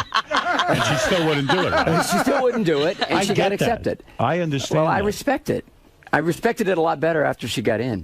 Did you secretly think, because it's really hard when it's your daughter, did you secretly think this is a mistake? What is she doing with her life? She doesn't have to do this. She could be happier doing something else. One of the reasons we left L.A. was that I didn't want any of our 4 kids to feel compelled to go into the business, like it's all they knew. And so they grew up in an environment where they saw that there were a lot of people doing a lot of different things, and still 2 of them fell in love with it. Did you bring them to the set when they were kids and all that? Yeah. That's where they fall in love with it. Well, yeah, but two not interested at all. And God bless what's with Bryce? She with a guy? Because she's married. Oh, she's married? Yeah, to Seth Gable. But he Very can't good actor. compete with White you. guy? He can't compete Seth, with you. the black guy. I've got a few black Seth. There's very few black Seth. Not that you would have minded, but whatever goes. Whatever sure, goes. she's in love. Yeah. Show business is a different thing, though. If you bring your child to your work and that's your work, it's easy to fall in love with. Like, my father always took me to work, but I didn't fall in love with installing antennas. No. He was in show business too. So, you know? I think that's the way I love climbing roofs. Are you comfortable with Bryce doing nude scenes? Oh, that man! I'll tell you. Well, thank you. I'm not. I know you now. She had to do that at college. They had was this experimental. Naked? Yeah, that is wrong. Now let me tell you something. My daughter's a graduate of Tisch, and I'll tell you something. That's not right for the under the I'll tell you, my college dad, auspices. I brought my dad to the play. Was it a male professor? It was. Yeah, you bet. That'd be like Professor Howard Stern. Bryce, I need you to get naked. All the productions are nude. Yes. Well, this was sort of nonstop. I mean, she had her clothes on for about the first 10 minutes, but it was avant-garde. Oh dear. So anyway, my dad came to see this show. Right. And we're watching it, and didn't realize quite how nude she would be for that period of time. And we're sitting here next to my dad and everything, and it's gratefully there was no intermission, so the show was over. And I turned to him and he said, you know what? That's courageous, and as an actor, she'll never have to be afraid again. And I thought that was the coolest thing for a 70-something-year-old guy to say about it. Yeah. You know, I'm sitting here thinking they make such a big deal about these Barrymores, but you're building like a little bit of a dynasty with the Howards. It's not. It's not intentional, but it seems. Well, look, he left the farm. He by the way, he didn't like farming any more than he liked antennas. That's right. But you know, watching your daughter nude in a play, to me, the only thing more awkward, and I've done this, would be being at a bachelor party and watching the groom get a blowjob next to the father of the bride. Oh yeah. Yeah, that might be more awkward. Yeah. Well, there were moments where like things are a little tense. There was like a little bit of fake stage violence there with a guy kind of dominating her, her and stuff. And it was. I had an impulse to like beat the shit out charge the stage. Yes. Try to tackle that son of a bitch. I would imagine it'd be very hard for a kid to have a father like Ron Howard. Sure. And then you want to go into acting. I mean, I would just think it's crazy. And then you think about all the people in your life too, whom you must feel the ugly green jealousy on your back. When you think 𝗛𝗄𝗿𝗄's probably staring at you. I don't know that. 𝗛𝗁𝗄𝗿𝗄. Well, in 𝗛𝗄𝗄's reality show, did you see that part of? I don't know if Ron ever saw Scott Bale's reality show. I never did. No, I heard about it. I can't believe you're not obsessed with seeing it. Ron's brother, Clint Howard, is in a scene. They see each other. Right. And Scott goes to Clint Howard, and this had to be awkward for your brother, but Scott says to him, I've been trying to get in one of your brother's movies for years. Oh, no. I mean, that is like, what does Clint say to that? I mean, all right, let me make a call. When you are casting a new movie, do you hear from these characters, this leech, all these guys, they want to leech onto you? No. Andy Griffith. Andy Griffith. Major pain in the ass. No one in Hollywood is a major pain. There's no way Donnie Most or Anson Williams has your number. I talk to those guys all the time. That's good. That's good. Yeah. You really do? Oh, yeah. I believe it. He's clearly like... We stay Ron close. how are you going to get rid of these guys? It would be in the tabloids if he didn't take their calls. I know. You know what, Ron? I'll tell you how I got rid of my buddies Anthony and Vinny. You know where Ron talks to them? In court. He's got a restraining order. I'll see you guys next month when I renew this. What do you mean? I mean, they're friends. They're great friends. You're still friends with Mel Gibson? Is it hard to maintain a friendship with him after he goes through a controversy? I haven't talked to him in ages, but he's kind of dropped him. He's. I knew it. I realize, you know, he's kind of not around L.A. He's not around New York, and but he's ruined himself. He had a perfect. Oh, I don't think so. He had a perfect. Come on. Well, let's stop the Hollywood bullshit. The guy. The next time he stars in a movie, people are going to want to see him because he's a good actor. He's a charismatic guy. He's a great director. Miss California, are you really going to listen to what he has to say about people and religion? Forget that. I'm just saying that he had everything going for him. Sure. Great director. I love his films. Yeah. And all he had to do was keep his mouth shut. And then the Jew incident. Yeah. Yeah, but now he's dumped the wife. He's Mr. Catholic. He's dumped the wife. Right. And he's running around has a person holding a sign up of his new girlfriend's name when he's so they get the spelling right. He was the first guy, if he were on the show, to say, you know, he wrestles with demons all the time. He's Mr. I know it's true. He's Mr. Catholic. Yeah. That would be like Mr. Met dating a chick. You are squeaky clean. You got to be one of the smartest guys in Hollywood. You don't screw around. Right. We never get to hear these chicks you're banging. Right. You keep it on the QT. How do you do that? How do you keep it so quiet? How do you have sex with these actresses and it never ever comes out in the press? Keep it so What I want to know from Ron about is that for a second, and then we'll get back to Angels and Demons. And how do you get heroin secretly? Yeah, how do you score heroin and no one knows? By the way, Angels and Demons is opening this Friday in theaters everywhere. That's why Ron's here. He's not here for. He doesn't like our fooling around. He's not here because he likes talking about the Tisch School with Howard. That's a good school. But Angels and Demons is really good, too. Angels and you're saying it's a good movie. That's why you ask at the beginning, am I nervous? And I'm more excited because it's a real audience movie. It's a thriller. Look, the first 𝗦𝗵ci Code, the impetus for making it was this almost philosophical, theological challenge to the church, you know. And it was, by the way, we tried to make it a mystery and a thriller, and that's the way the book was. This is really start to finish, you know, mystery thriller. Has much more action. It's one of the reasons I've never done a sequel, but I felt like as a director, it was a whole different kind of movie to make in a lot of ways, and audiences from our screenings and so forth really, really liking it, and so. That's why, of course, I'm nervous. Of course you do. You got Brian Grazer breathing on his neck. What's the take? What are we getting out of this thing? But Speaking of sequels, need to show it to audiences because I think people are going to get a big kick out of it. Speaking of sequels, were you ever offered Apollo 14? Yes, he was. The end of the first 𝗦𝗵ci Code. I love the 𝗦𝗵ci Code, the movie, by the way. Thank you. I didn't read the book, and I got it.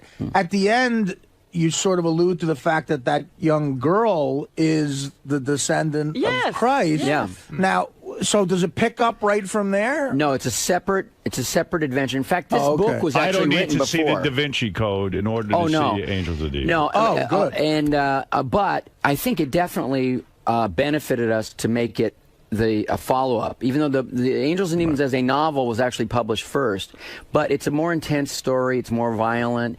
And I think the fact that Langdon's already been through the one adventure and now is kind of going deeper into this world of, you know, here's all that can happen surrounding these sort of mysteries. In light of Star Trek's success, are you sorry you didn't put Kirk or Leonard Nimoy in the movie? Yeah, because Leonard Nimoy actually seems to be the one you need to get. Out of nowhere, Spock shows up. To me, I would do that if I was a director.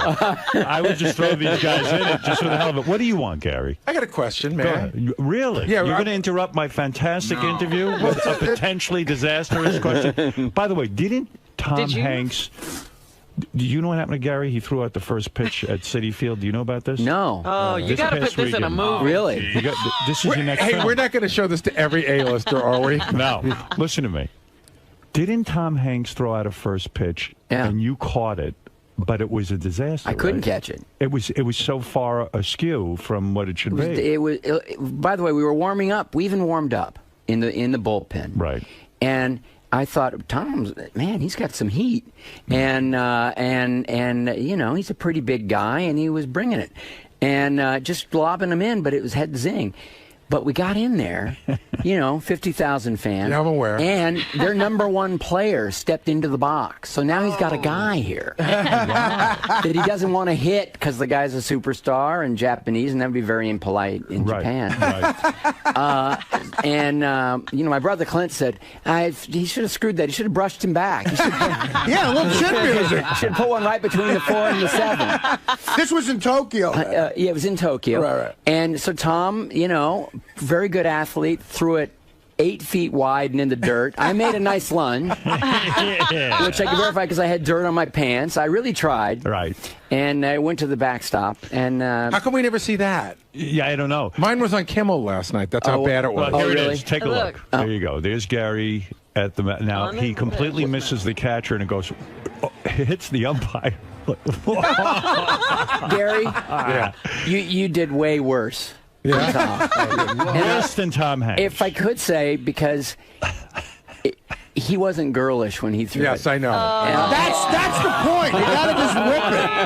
You gotta whip it. It didn't lob up and over to the right. I got it. You know, Gary, but- you were such pain in your face. I know. Ron Howard thinks how girlish you throw.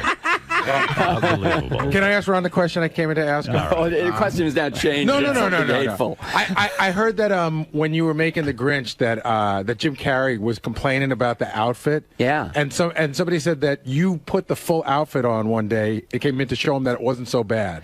Well, it wasn't that. I'd always told him that out of sympathy, someday I'll wear it. Because he would say, man, this is brutal. But by the way, to Jim's credit, I got to say, early on I said, should we adjust it? Should we simplify this thing? Because, you know, I don't want this to be a nightmare. And he said, no, this is the look. This is what we got to go for. So he toughed it out, but he was miserable. And so one day, as a surprise, just to kind of boost him at about the halfway point when things were getting pretty low, I showed up in the outfit. Well, that's and pretty cool. It was fun. Oh, that's cool. It was fun. You brought up your brother. Is it hard for your brother to have you in the same business as him and you be so super successful? I mean, do you guys sit down and work that out and you ever say to him, listen, Clint, this has got to be awkward. Right. Because I'm so goddamn successful. There's not too many people who are so successful like you. He has a theory. Go ahead. We're very close. Right. Really close. I love working with him. He live near you? Do you guys that close? He lives in the house. No. He lives in a house? No. I didn't know that. No, he lives near my. He lives in L.A. still. Right. He's in the Kato Kalin trap. But he's got a great life. Right. And he loves what he's doing, and he looks at the way I work, and he says, I don't want to work like you. Right. And Are you a workworkaholic? Probably. So he's lazy on top of it. Oh, Jesus. Is that what you're saying? He's got a great life. I sort of wish I had his peace of mind in a lot of ways. Do you get to see your wife every night? Or are you one of these guys much, yeah. who casts his wife aside and doesn't really... No. Do you know your wife anymore? She's not cast asideable. She is not. No, she's fantastic. Look, we met in high school. We're going to be, what year is this? That's it. It'll be 34 years this June. Wow. Congratulations. I mean, Thank that you. is a major success story. And you still enjoy banging her, and you still enjoy the sex, right? I think on the phone last time, we said, got into this a little. I said that I was having sex while I was doing the interview. That's a pro. That is a pro. Well, it was actually that was a joke. Actually, your wife must be a spectacular person. She's a great person. She can hold your attention. I mean, you work with these beautiful actresses. I mean, it's one after another. She's you know you could be getting laid 99% of the time. She's it wouldn't be the same. She's fantastic. The lovemaking is still as good. That's great. Well, I mean, yeah. And she still gets as excited over you. Or she's a better actress than we all.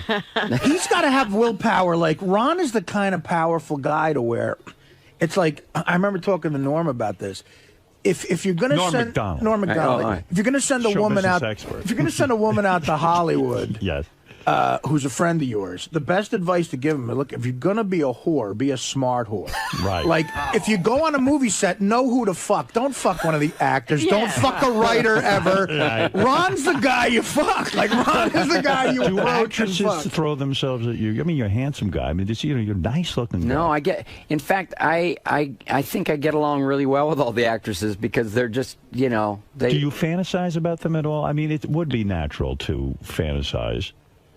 They say directors fall in love with their leading ladies. I mean, they have to a certain degree. Yeah, yeah. So is it discipline, or is it just that your marriage really is that great? My marriage really is that great, and I also I wouldn't want to blow it. I wouldn't want to. You wouldn't want to give up what you have. I wouldn't want to give up what I have for a second. And prenuptial agreement? Not back then. I mean. No. Where'd you meet her? Was it high school? High school. John Burroughs High School. No kidding. Yeah. Miss McBride's English class. Did you get laid a lot during the Happy Days years, or was it just strictly we were already together. This is unbelievable. He's going to get very upset now. So you really weren't Fonzie. Yes, because you didn't take advantage of all your fame. I mean, do you fantasize about what it could have been like if you hadn't got? I mean, the endless parade. Yes. It must be amazing. Who was getting laid on that set? Tom Bosley? Really, sometimes I fantasize I'm you and what I could have had. You know what I don't get about Ron, though? What? Why lead such a wonderful, because I'm a Roman Catholic. Right. Why lead such a wonderful, sinless life and then make these movies and go to hell? To blow it on a movie. Now listen, the movie is called Angels and Demons. Right. You know that Ron's a good director, so you should just go based on that. I mean, has he ever let you down? A Beautiful Mind. A Beautiful Mind. Best movies ever. Thank you. Yeah, that's unbelievable. That's some movie. Yeah. What's with that maniac, Russell Crowe? What's he up to? He wasn't throwing phones. He's doing on that Robin Hood set. right now. Is he doing Robin with Ridley Scott for our company, for Imagine? Brian's producing. No kidding. Yeah, he looks fantastic.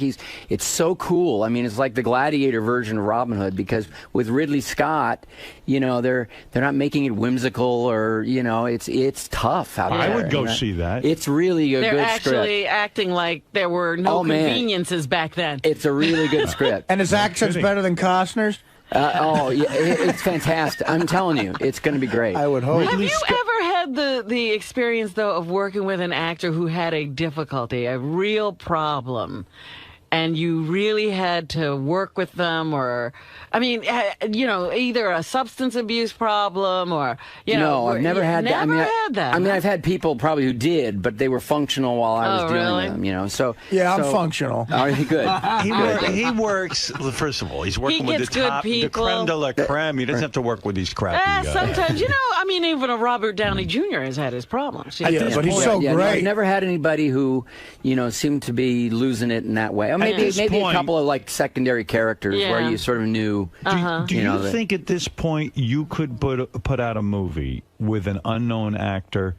Because most of your movies, you have a guy like Tom Hanks, or you have Russell Crowe, because they're bankable. In other words, you know that if they're in the movie, you got a better shot at getting an audience in there. Would you ever go back to taking a chance with somebody who doesn't have any kind of? Well, yes, I would, and you know, and with you talked about Frost Nixon. I was really ultimately went with Michael Sheen and Frank Langella, who are known, right? You know, they're not big unknown. box office, not big box office guys, and that was the right thing to do, and it got the Academy Award nomination. I was disappointed in Frost Nixon just because I thought it was going to be about Otis Nixon, the guy in the Braves, the Adolf hitter. Oh yeah. So life is good. We're excited. Angels and Demons coming out now. Now you're on the promotional tour. Where are you going after this? We're finished. When the movie opens, I've been to France. I've been to Rome. We had a premiere in Rome, which was very interesting. Did you go on Letterman? No, I'm doing the top 10 list later this week, and Tom did Letterman the other day. I see. So you're really out there pushing. Yeah. Well, I like that. Yeah, listen, I'm excited to see it. In fact, they sent over a screener. Yeah. Which will make me a hero. Yes, because I will invite people over and we'll have a You'll screening. be screening a film. Can I be one of those people? Or No, I don't want Okay. But Donnie Most and Anson are coming over. Oh, I can't wait. I'm Howard's Donnie Most. It's a star-studded screening. Hey, Ron, can I just say something to Ron? I never pitch myself for movies. I know what you're going to say. Well, you want to be in Happy Days in Space. Would you ever produce I would something? love that. Happy Days in Space. Yeah. I just want to let you know, when I was on heroin, I got to work here every other day. Right? That's pretty good. Ron. And I'll wear whatever outfit you want. I'm not like that Jim Carrey jacket. I am going to recommend to my audience to see Angels and Demons, and I'll tell you why. Okay. Because you've got credibility with me. Well, I know you're not may I say, shithead. This is no hack. They're just going to put out a bad That's movie. a nice. Can we put that quote? Directed by a Ron's guy no who's not a shithead. You're a decent man. You obviously have an eye for a good movie. You know how to tell a story. So I can guarantee you it will be good. Thank you. I And think you'll like it. Is the movie tracking well, as they say? That means you're on course to make how much? 100 million the first weekend? What, here in the U.S.? No, not that much. But worldwide could be 100 million. Yeah, maybe more. Yeah. Listen. It's all green, baby. Artie Who knows? teach you. Do you and Brian Grazer trust each other so much? If you say he's working on something, do you trust each other so much that you just know it's going to be fine? And how often do you check the dailies of Robin Hood? No, you never do that. No, right? but it's we trust each other and that we know everybody. We're both trying to do great stuff, Right, and in a business where it's impossible to bat 1,000. But what you do is you give it everything you got with stories you care about. Right. It's you're doing great, and I can't wait to see Angels and Demons. And everyone go see it. Opening this Friday in theaters everywhere. The great Ron Howard. There's so much even more to talk about. I mean, Just don't skim even. the surface, didn't we? Just skim the surface. We don't know if he's ever banged a black chick. He hasn't. I believe He his never wife. had time. Your wife's the only one you've had sex with, right? And what's that wheel of sex back there? That's what you're going to do here next time. Okay. Your next film, you come in, you spin it, and you do whatever's on the wheel. Is that the way that works? You're going to change high-pitch Eric's diapers. My goodness. You're going to get a chocolate bandit from Sal. I was avoiding one question, and I walked right into a deeper trap. Yes. You've only had sex with your wife. That's true. Is that true? Is that really true? I would say that's true. Wow. You're And almost mean it. you're almost like Donny Osmond. I mean, it's I interviewed him once. Yeah. And he'd only had sex with his wife. Right. And I said, boy, I was kidding around with him. I said, she must give the best fellatio. He goes, I would never ask my wife to do that. I said, wait a second. You've never had a blowjob. Right. And he said, that's right. That's right. And he said, I won't ask my wife for one. She hasn't done it, and I'm never going to ask her. Wait a minute, who said that? Donny Osmond. Oh, Donny Osmond. Wow. But Ron's edgier than Donny Osmond. You think? Yeah, had a blowjob. I would, without being very specific, I would say we're a little more adventuresome than Don. Ron, you never fucked Pinky or Leather Tuscadero? Why not? Now that was the fantasy. Yeah. I bet it was for Did anyone bang him? Henry? Tom Bosley? Anybody? Marion Ross got in there? The kid who played your older brother who was there for 2 episodes? Well, wait a minute. You know, when you sit around and you look at their cast, what is this with Chachi and all the beautiful girls in Hollywood? Kid's a player. What a list. He ain't no Ron Howard. That he was going to be the guy who was at the gateway to Hollywood banging every beautiful chick? He was a handsome, charismatic guy and huge star in television for a long, long time. But and he's a good actor too. I mean, he actually is but good. isn't it sad? I mean, I think he womanized a little too long. You think so? Yeah, I think at some point he should have matured and said, I've been through every Pamela Anderson type. Right. Well, maybe he's doing that. Didn't he just have a I think kid? yeah. No, you're not buying it? I don't buy it. Did he ever call you for advice or anything on that? Yeah, we've spoken to him. Yeah. That's what you call it, a womanizing He didn't advice. listen to a word I said. No. Well, see, I'm gonna listen. Would you say put Leonard Nimoy in every film? I put Spider-Man in everything. Why not? I have a different... Spider-Man meets Angels and Demons. Why not?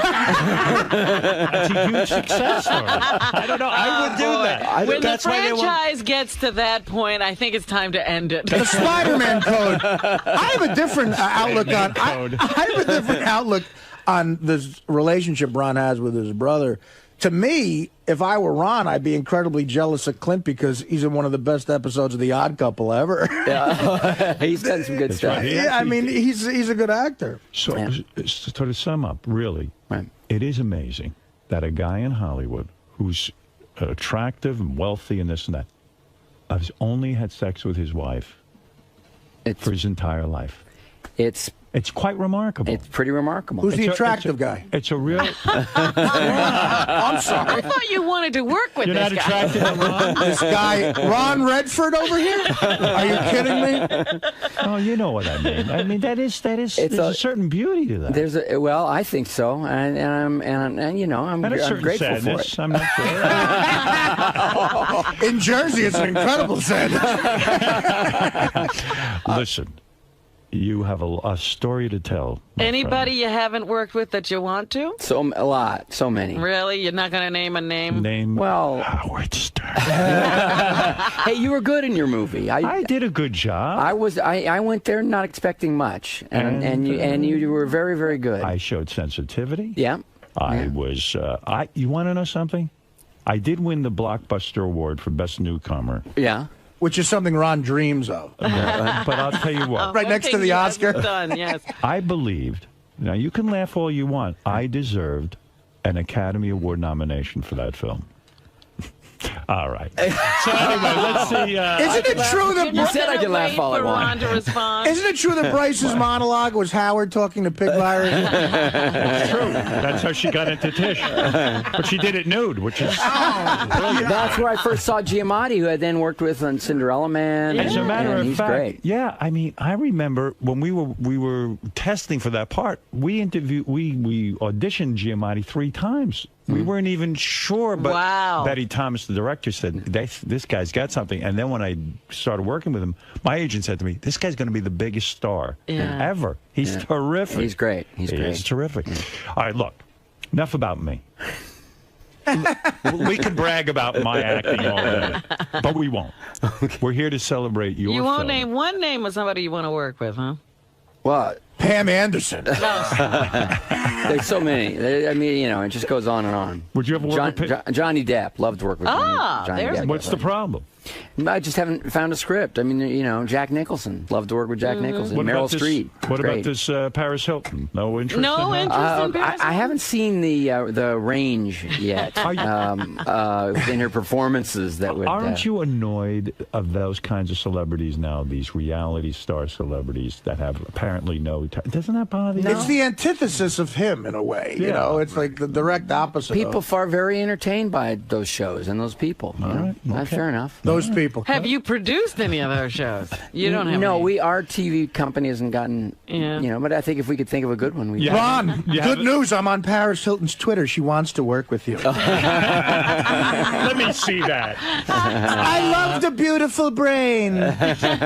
See Angels and Demons. That's what... Listen, Ron doesn't really care about any other of this. Quite frankly, he thinks this was a disastrous interview because we didn't spend 99% of But the you time. do keep mentioning Angels and Demons. Angels and Demons is a real story. In other words, told by a real filmmaker. And Ron needs you to go see this. Let's be honest. And believe me, you're not that busy. You can't go see this. Hey, this weekend is the weekend to unbusy yourself. Yeah, that's right. Yeah, I mean, spend 2 I like the hours sound of having that. fun. Big deal. Yeah. See Angels and Demons opening this Friday in theaters everywhere. Ron, Thanks. we're honored to have you here. After all, you're very important, and we're very insignificant. And we'll be back right after these words. Ron, Hi. how'd it go, man? That was fun. The studio's great, and you know, you do stuff on the Howard Show that you don't do anywhere else. Now, Howard was a little concerned that you've only had sex with one woman. He was a little bit thrown by that, I think, but not me. This is the best of the wrap-up show. A recap and behind-the-scenes look with John High and Gary 𝗏𝗏𝗏𝗏.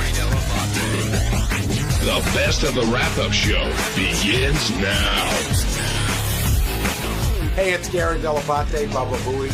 On Monday's wrap-up show, we discussed Ben Stiller as a guest, what a great guest he is, how he always comes in, he's an A-lister, loves the show, and he's pretty open about his life, and he tells us everything that's going on. We dig him. Check it out.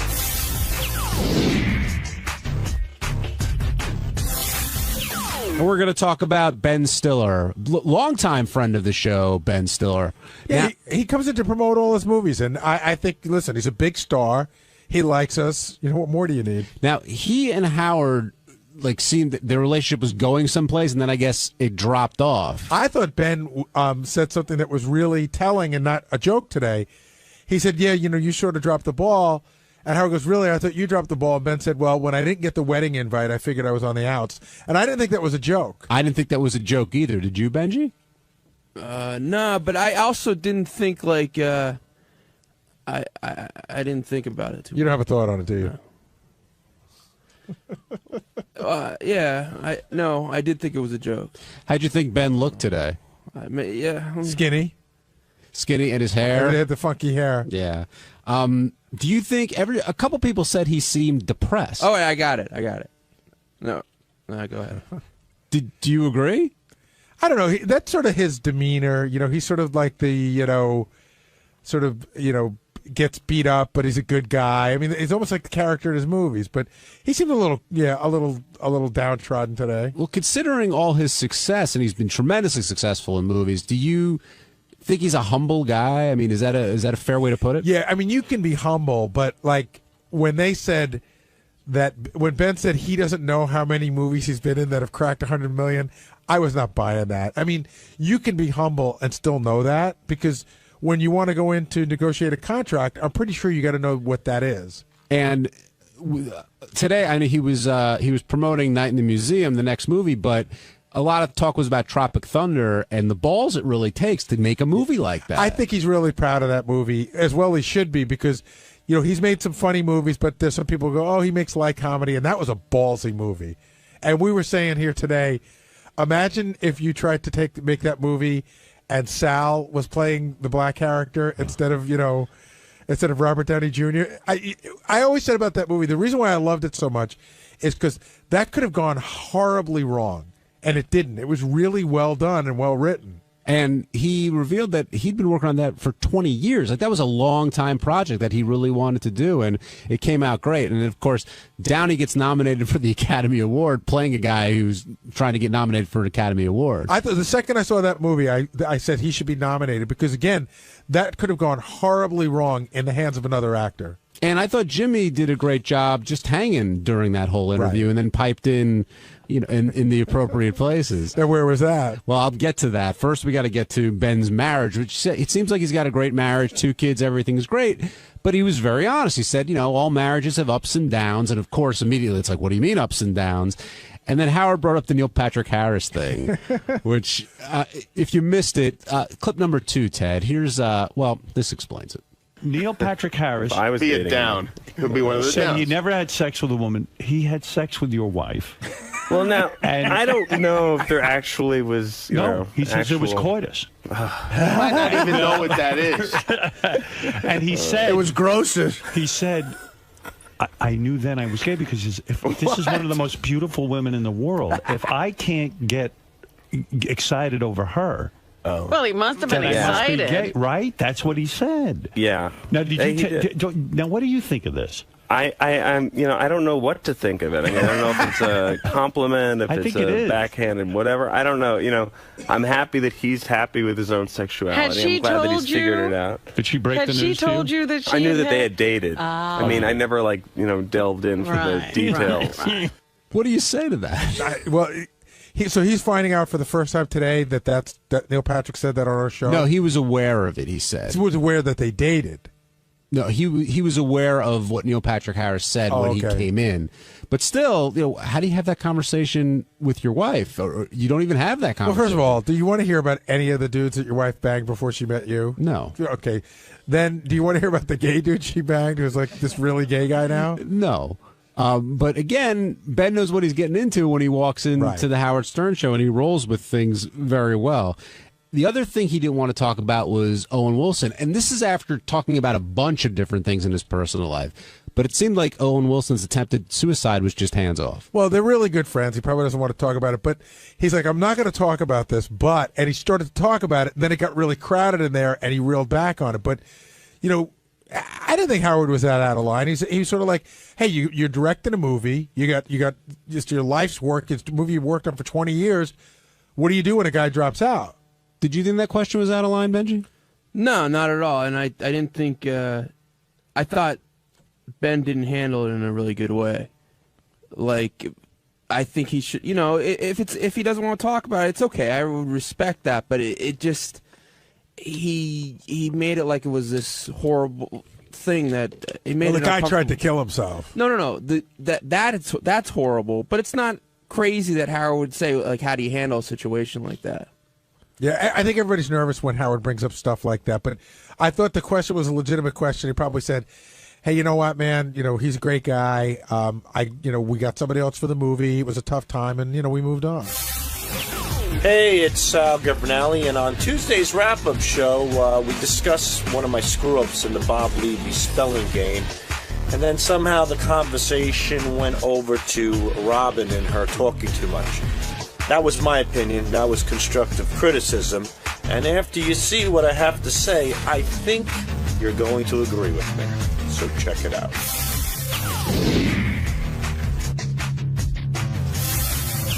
Sal, I'm glad you came down here. I see your stuff in your face. I'll give you a second. But I know you apologized for the misspelling and you blamed Google and Gary and Robin and everything else, but ultimately you took responsibility for your mistake. No, in an argument where one's right and one's wrong and it's Sal and Google, I think one is Sal, who was trapped in a pizzeria as a kid. Hostage. Hostage. And the other one is a company that recruits Harvard and Yale kids. So I don't know, Sal. It's I think a bad you summed matchup. up. I think you summed it up right there. But Sal, you did Artie. the greatest prank ever, you and Richard. It was vintage, you guys, Oh, and then thank you you, fuck Art. up 10 minutes later. So explain the fuck up. We don't care about the part. Exactly.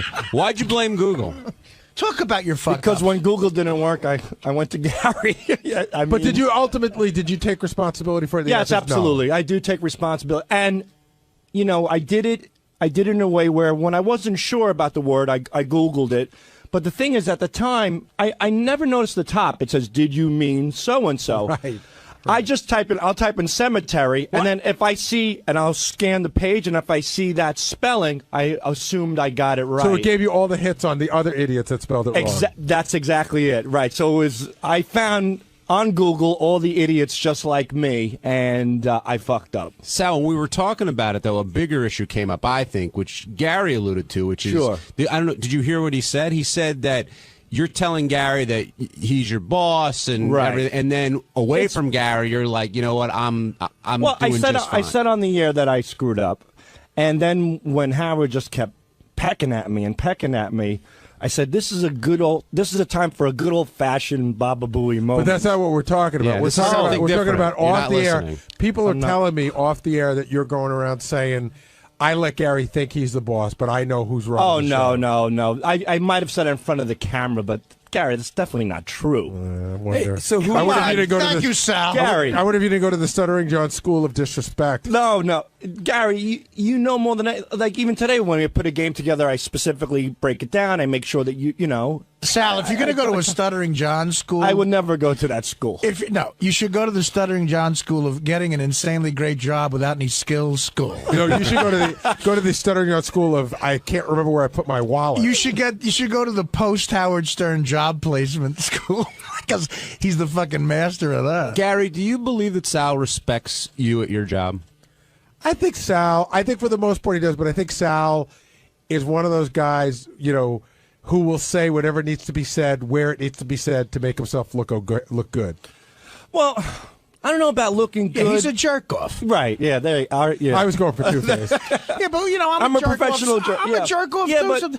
but, Sal, just say you're being a jerk off when you fuck with yeah, Gary like that. I agree. And you know what? It's funny. I wanted to bring something up about Stuttering John. In the beginning, I liked what Stuttering John did, but it came to a point where it wasn't funny anymore. It was just browbeating. It got a little. Are you talking about me or anybody? I'm talking about Stuttering John. With anybody? With you. Oh. But with look who's talking. I know. No, the but I think guy who built the wall of teeth in Times Square. And I loved what John did and stuff to certain degrees, but I felt like it just wasn't funny anymore. It just was like it was mean-spirited. And believe it or not, I'm trying to pull away from that.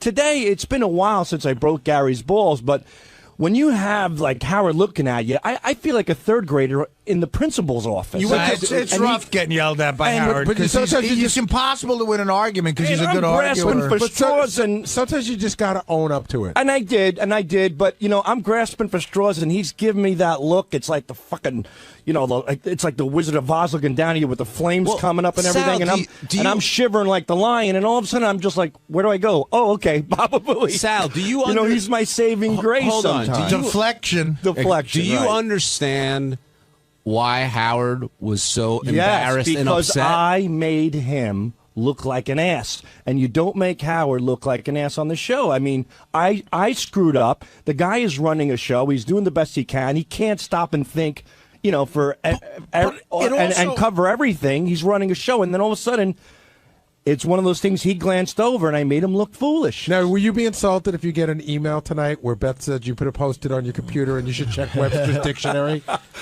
No, I won't be. But another reason he was mad, Sal, but that was funny. From a comedy point of view, was it ruined the bit. Right. It ruins the bit Sure. if we can't spell too, although Levy spelled existence EXF, I think. But, so he looked really bad, but we look stupid too, so the bid is destroyed. Well, we're one big happy stupid family. I was stupid. No, we're not. And the first thing we have stupid cousins. And the first thing Sal. The first thing you said when you walked in there was, "I know I'm stupid. I know you just." Do you feel like Howard just wanted to go down that road? Yes, I wanted to kind of like cover my tracks by saying what he would say, so he would get it out of the way. How did you know? How did you know what he was going to say? Well, after a while working here, you kind of get the impression of what's going to happen. You kind of get a feeling of what he's going to say, and I knew what he was going to say as soon as he saw that, or whatever the fuck it is, and he called Gary, and Gary said, I knew. I mean, my heart just sunk. And I said, here it comes. Here comes the beating. It's been a while. And I walked in. It's actually been a few days. And it was like going to Bogey Land, like from March of the Wooden Soldiers. And I walk in there, and then sure enough, he just... Sal with a great Laurel and Hardy reference. Yeah, I was a big Laurel and Hardy fan. And you smacked Robin a couple times, too. It is like going to Bogey Land, though. It's like once Buster Keaton and Seven Brides. It's like Harold Lloyd hanging off the clock. With Robin, look, I like Robin. I'm not going to be one of those guys. I love Robin, but I like Robin, but she's got to know her place sometimes. I mean, what is her place? Well, yeah, what do you know mean what by I mean? that? Well, there's a pilot and there's a co-pilot. Back of the bus, Sal? Is that what you're saying? No. That's a long time ago. But what is it? You mean, in other words, Not Howard's a long pilot? enough, Sal. Howard's a pilot. She's got to sort of pipe down. In certain cases. But like what? Like a case like where Howard's browbeating you? Right. No, there's a time to speak. There's a time not to speak. Are you saying Robin's interrupting a lot? I'm surprised the bottom of Robin's sneakers are not on Howard's tongue. She steps on him so fucking much sometimes.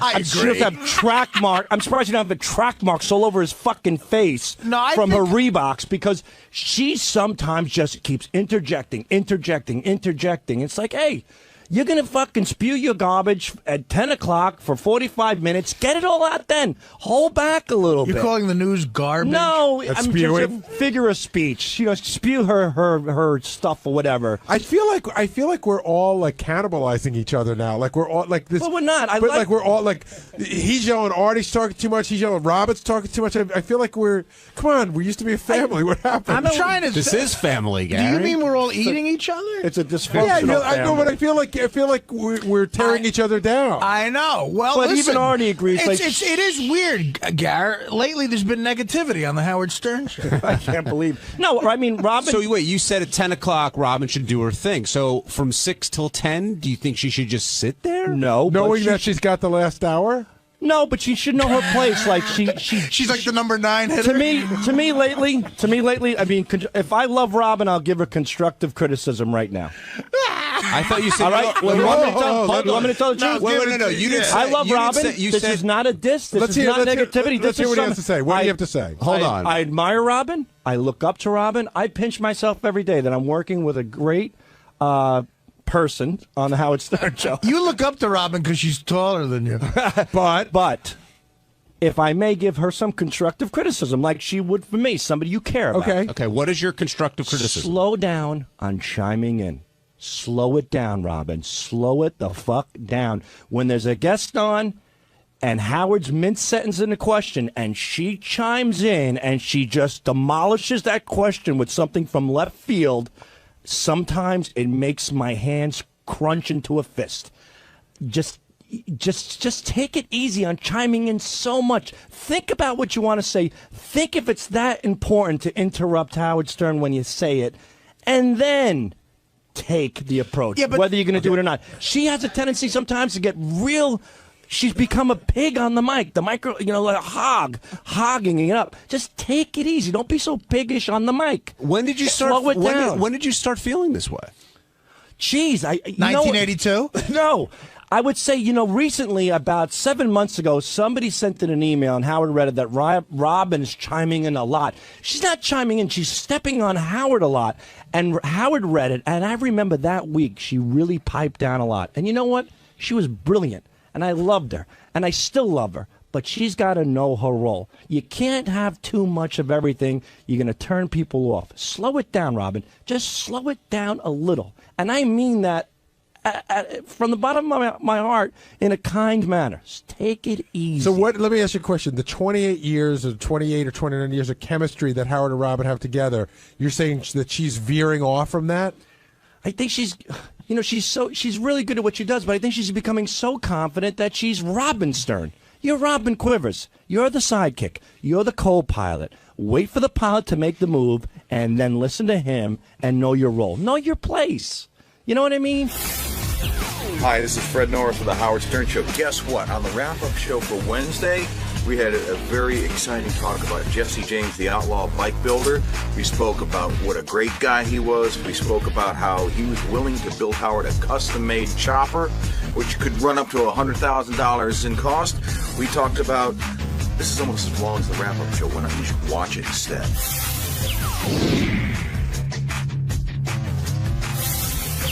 Our in-studio guest today was the one, the only Jesse James. And did you know a lot about Jesse James coming into this, Gary? Knew nothing about him. Really? In fact, I mean, here's what I knew about him. That he used to be married to Janine, that he had something to do with motorcycles. I wasn't sure what. And that he's married to Sandra Bullock. But my first hint that he was more than just a guest came when our very own program director, Tim, came in and said that was his hero. He said, he goes, "You're my hero." And I didn't understand exactly what he meant. And now as everyone called in, I realized, like, if you're into motorcycles, he's the guy. Well, it's not only that, Gary. That's when Tim encountered you. You didn't see Tim jumping and running down the hallway to get to see Jesse James. I mean, he was just, he had stars in his eyes. Yeah, he said Tim told me he was nervous meeting Jesse James. And I was a bit of a dick. I felt really bad. He goes, "Jesse, I just got to tell you, you're my hero. You're unbelievable. I think the world of you." And I go, "That's so funny," because that's what he said to Arlen Specter last week. Because it's true. He likes Arlen Specter, too. Now, does Jesse James come off as a badass at all?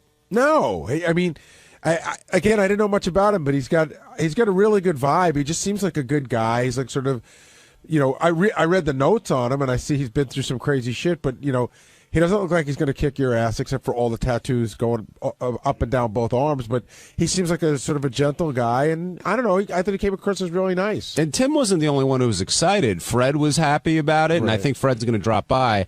But Robin was also very excited to meet Jesse James. Is that the titties were out for him? Is that what the deal was? That's the rumor that was going around. I don't know if there's any truth to that. The truth is the titties were out. Whether for him or not, I don't know. Right, that may not have been the reason. But had you seen him at all on Celebrity Apprentice? No, in fact, I only heard a couple of clips. I heard one clip that JD had pulled for when Dennis Rodman was here, where Dennis Rodman went off on him. So, in fact, I thought I knew what he looked like, and I was completely wrong. I don't know why. I thought he was Ricky Rackman. You know what I mean? Like, that's the vision I had in my head. Jesse James, I don't know, all those West Coast guys that were married to porn stars. So I probably couldn't even pick him out of a lineup before today. But again, really nice guy. I mean, he's a lot different on Celebrity Apprentice based on the way they put it together. And you got to hear, he spoke more here than he did in the entire season. And I thought he was pretty charming. Did you like him on the show today, Benji? Yeah, I think he was very likable. It was funny. I like how pissed he got at Ralph, though. It was like he's such a nice, friendly guy, but like Ralph really got him. Like he looked like he was like ready to start punching someone. Well, one, that's Ralph's expertise, as we all know, and two, you don't want to mess with this guy, and he talked about that a little bit. He doesn't want to put that out there because he's challenged a lot, because he's known to be a pretty tough customer. Takes one swing at me, I'll have all that miscongeniality money. And miscongeniality too. Exactly. Don't forget that. Now, before we get to Sandra, we got to talk about Janine.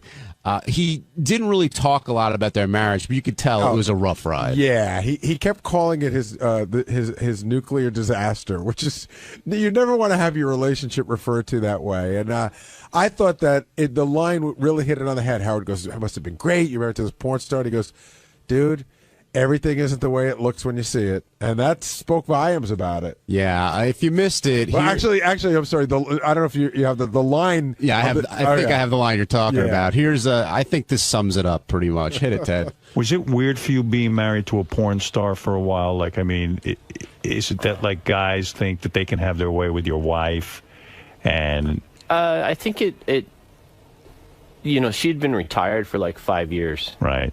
And so it wasn't really like on the tip of your tongue, it wasn't like she's a current huge star, it was like over in the past and she was changing. But then, I think it's harder for her to be in that kind of spotlight, Would you recommend that a guy marry a porn star, or do you think that they have too many problems, that it's just too much of a thing to overcome? Just buy the DVD.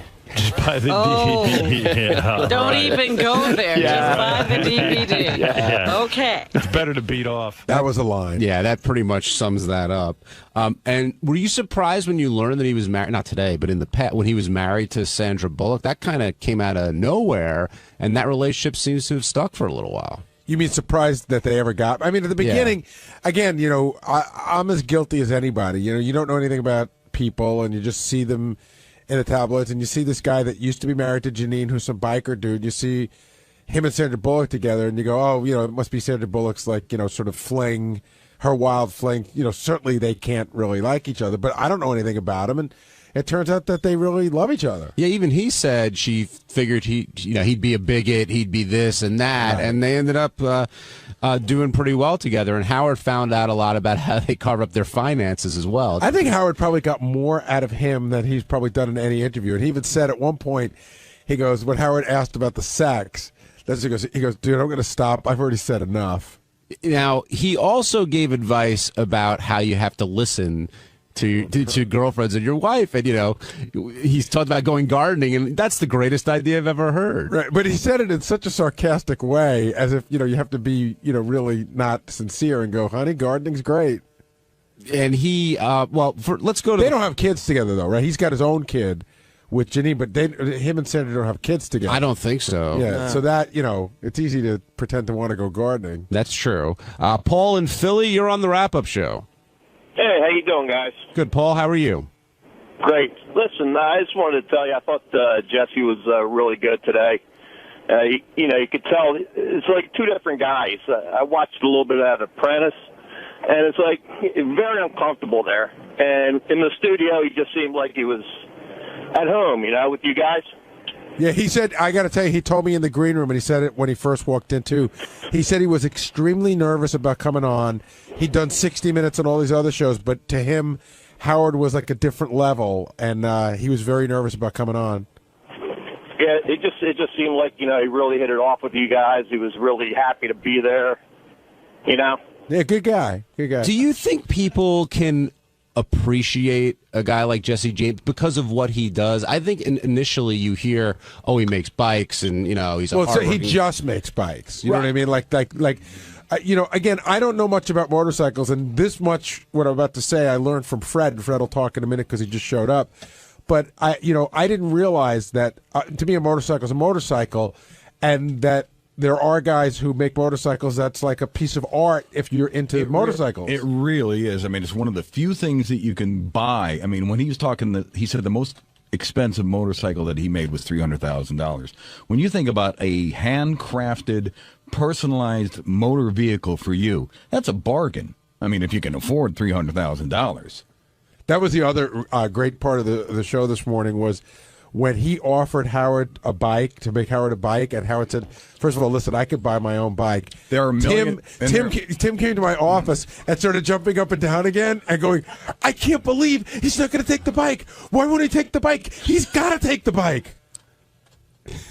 Tim was very excited out there. What he should do is he should get a Howard wig and go up to him and say, I was just kidding out there. I mean, I really want the bike. Now send it to Tim's address. Now, Fred, you're an expert in this field. I don't know about an expert, but you're knowledgeable. Knowledgeable. How good is Jessie James at what he does? He's definitely one of the top 5 bike builders that there are around. I mean, somebody brought up Indy and Larry today. Rest in peace. He was one of the greats too. And there are guys that are like that.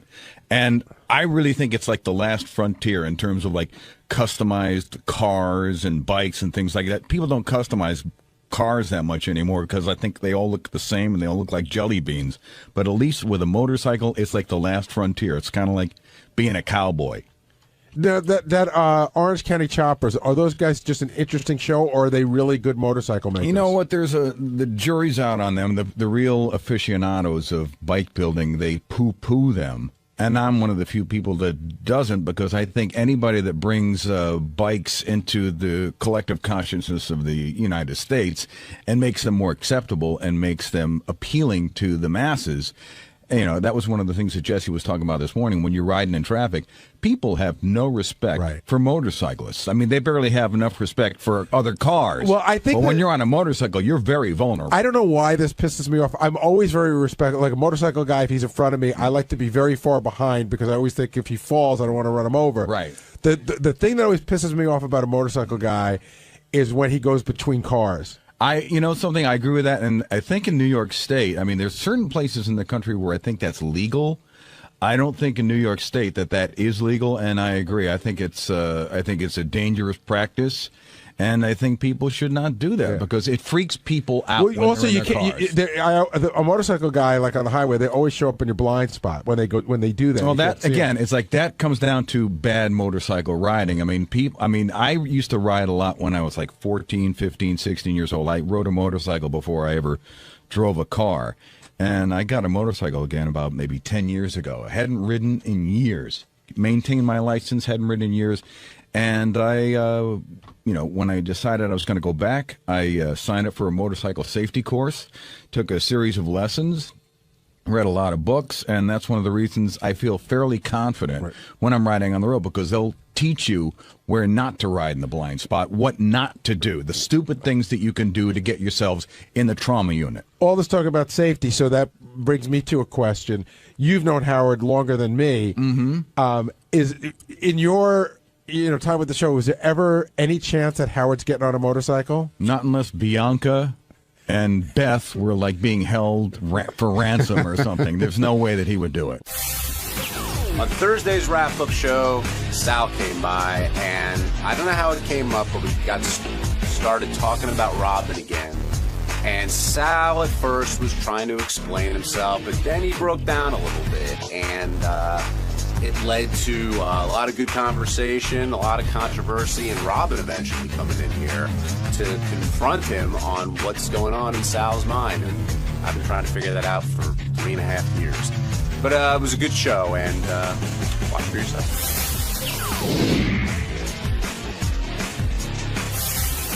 Why are you so glum? I'm not glum. Just waiting for my beating. You seem glum. I'm on standby. Why do you say that every time? I'm waiting for my beating. Because whenever I express myself on this godforsaken shithole, I get ripped apart the next day. No, I do. And you know what? I'm going to. Maybe this is a good thing. What are we talking about here? Are we talking about the game, or are we talking about how you verbally attacked Robin? Which godforsaken shithole are you referring to? Okay, I know I attacked Robin. I didn't view it as an attack. I knew I attacked Robin. I didn't view it as an attack. It came off as an attack. Well, how would you view it?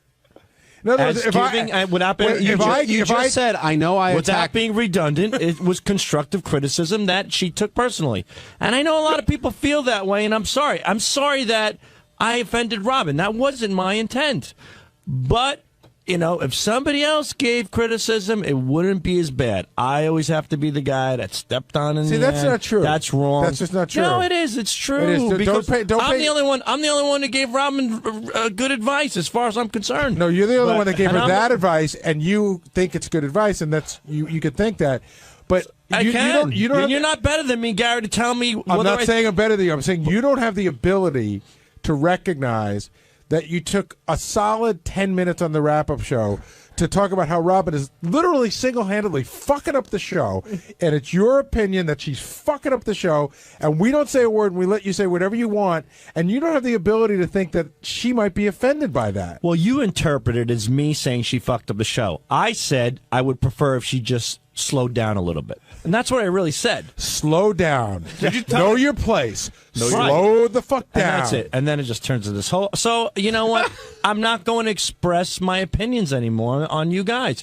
Because when I do, everybody gets into a tizzy. Everybody gets all upset. It's not worth it. Actually, you probably get called on the carpet about 1 out of every 10 times you express your opinion, because you express your opinion a lot. But but seriously, when you were talking, did it not hit you in the head that Robin might not appreciate that? Were you surprised when Robin grabbed you in the hallway? I lost a little sleep the night before. Did she just? It started hitting me like, oh boy, I wonder how she's going to interpret this. You know, I hope I didn't. I felt bad about it. I thought it was a but little. why would you feel bad? It's just. I was a little harsh, but it's an opinion. But it wasn't an attack. It was tough love. Right, like when you said that Howard's tongue had Robin's feet marked on it, like was that? It's got a Reebok mark. Well, right? Reebok mark. Sometimes you have to paint a picture to get your point across, and I felt at that moment that was the case. And I have no ill will towards Robin. She told me to fuck off. God bless her. Whatever Sal, she wants. I'm sorry to interrupt you, but what happened? She just grabbed you in the kitchen and said "fuck off"? She was in the kitchen. Or did you say something to her first? Like, did you say, "Hey, I love you"? Or no, I how's didn't it say, going? "Hey, I love you." Hey, Robin, listen about that said, you suck thing. I said something like, "Hello, Robin." She's like, "Should I say hello back, or would I be talking too much?" And and you go, "Really? What do you mean?" And I said, "Really? What do you mean?" I really did. And she's like, and she goes, "Sal." I'm like, "Robin, you know as soon as I said that, and I did, and I said it on the show too." She goes, "Love you, schmuff. You don't start with that bullshit. You know, just because you have," and she really laced into me. She's like, "Just because you have problems at home and blah, blah, blah, and you have the ability to stand up to your wife and you have issues with women, you think you could take it out on me?" I'm like, "No, it's not. That's not the case at all." I go, "Robin, that's not the case." I go, "I just want to let you know that in certain circumstances, I think you chime." And she's like, "Fuck off." And she turned around with her cup of celery juice that's going to go up her ass in the next 5 minutes. And I said, "Robin, I go, let me." She goes, "Take another step. I'm throwing this in your face." And I'm like, "Whoa," you know. And that was it. And you know what the greatest part is? I feel the thing is, I really feel bad. I don't like to have tension between people, especially your coworkers and your friends. I feel bad about it, but it bothers me. Like, I don't know. Like, I expressed how I felt, but it's not worth it. It's I don't think you expressed it in a way that somebody would like. You thought it was constructive, but it really did come across as a bit of an attack. And my favorite part, by the way, is how you made a point of telling us that day, "I'm not going to be one of those fucking assholes that says, 'I love you, Robin,' but," and all you've ever said, sort of every sentence, including when you saw her in there, was, "I love you." Yeah, that's true, but I said that I'm not going to be an asshole that says I love you, but because I really do love her. Like, I'm not going to be a liar. That's what I meant.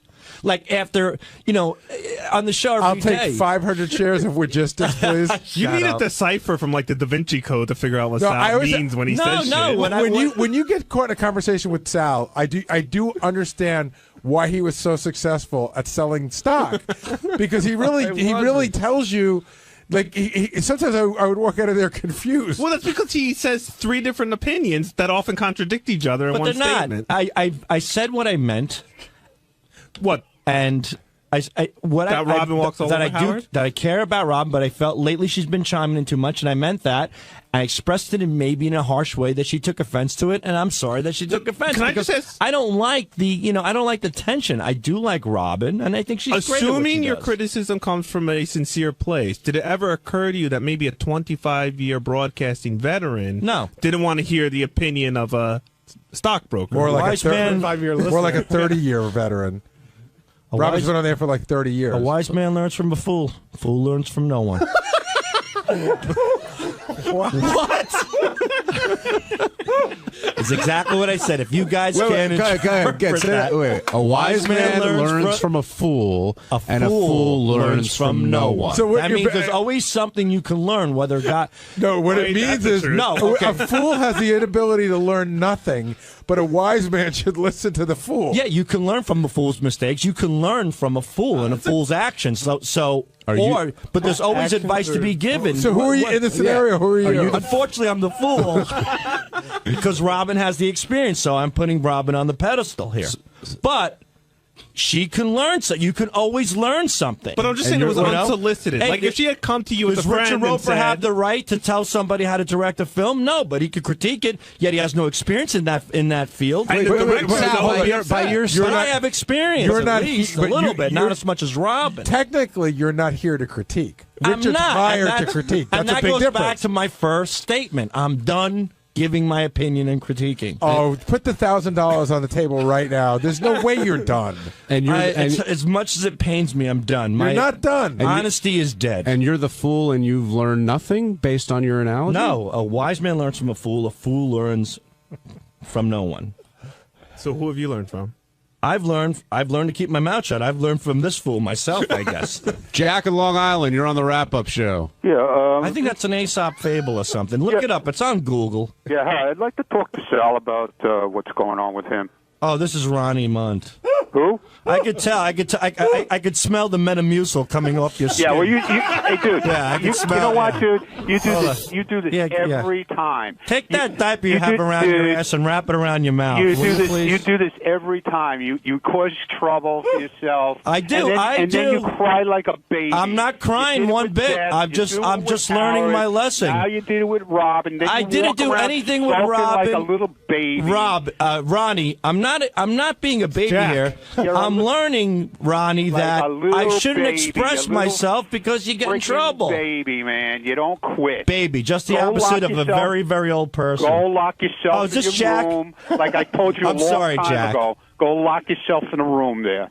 Ronnie, I'm sorry, Ronnie, that you have to ride my coattails for attention, but your point your point is just worthless. It's just stupid. My point is so right. No, it's not because right. I expressed myself about Robin. Robin got upset. I'm upset that she's upset. It's not worth it. Who are you to express yourself about Robin? And who are you to tell me what I should and should not do? Because you're hired here to be a writer. And you're hired to be a Howard's driver, so shut the fuck up and drive. I do. What are you doing calling in on a show? I'm waiting for him. I'm busy. All right, so wait. Whoa, settle down, everybody. Now, Jesus Christ, this guy. Hold on, Stupid Sal, asshole. wait a second. You're a stupid asshole. Now, Jack, doesn't Sal have the right to express his opinion?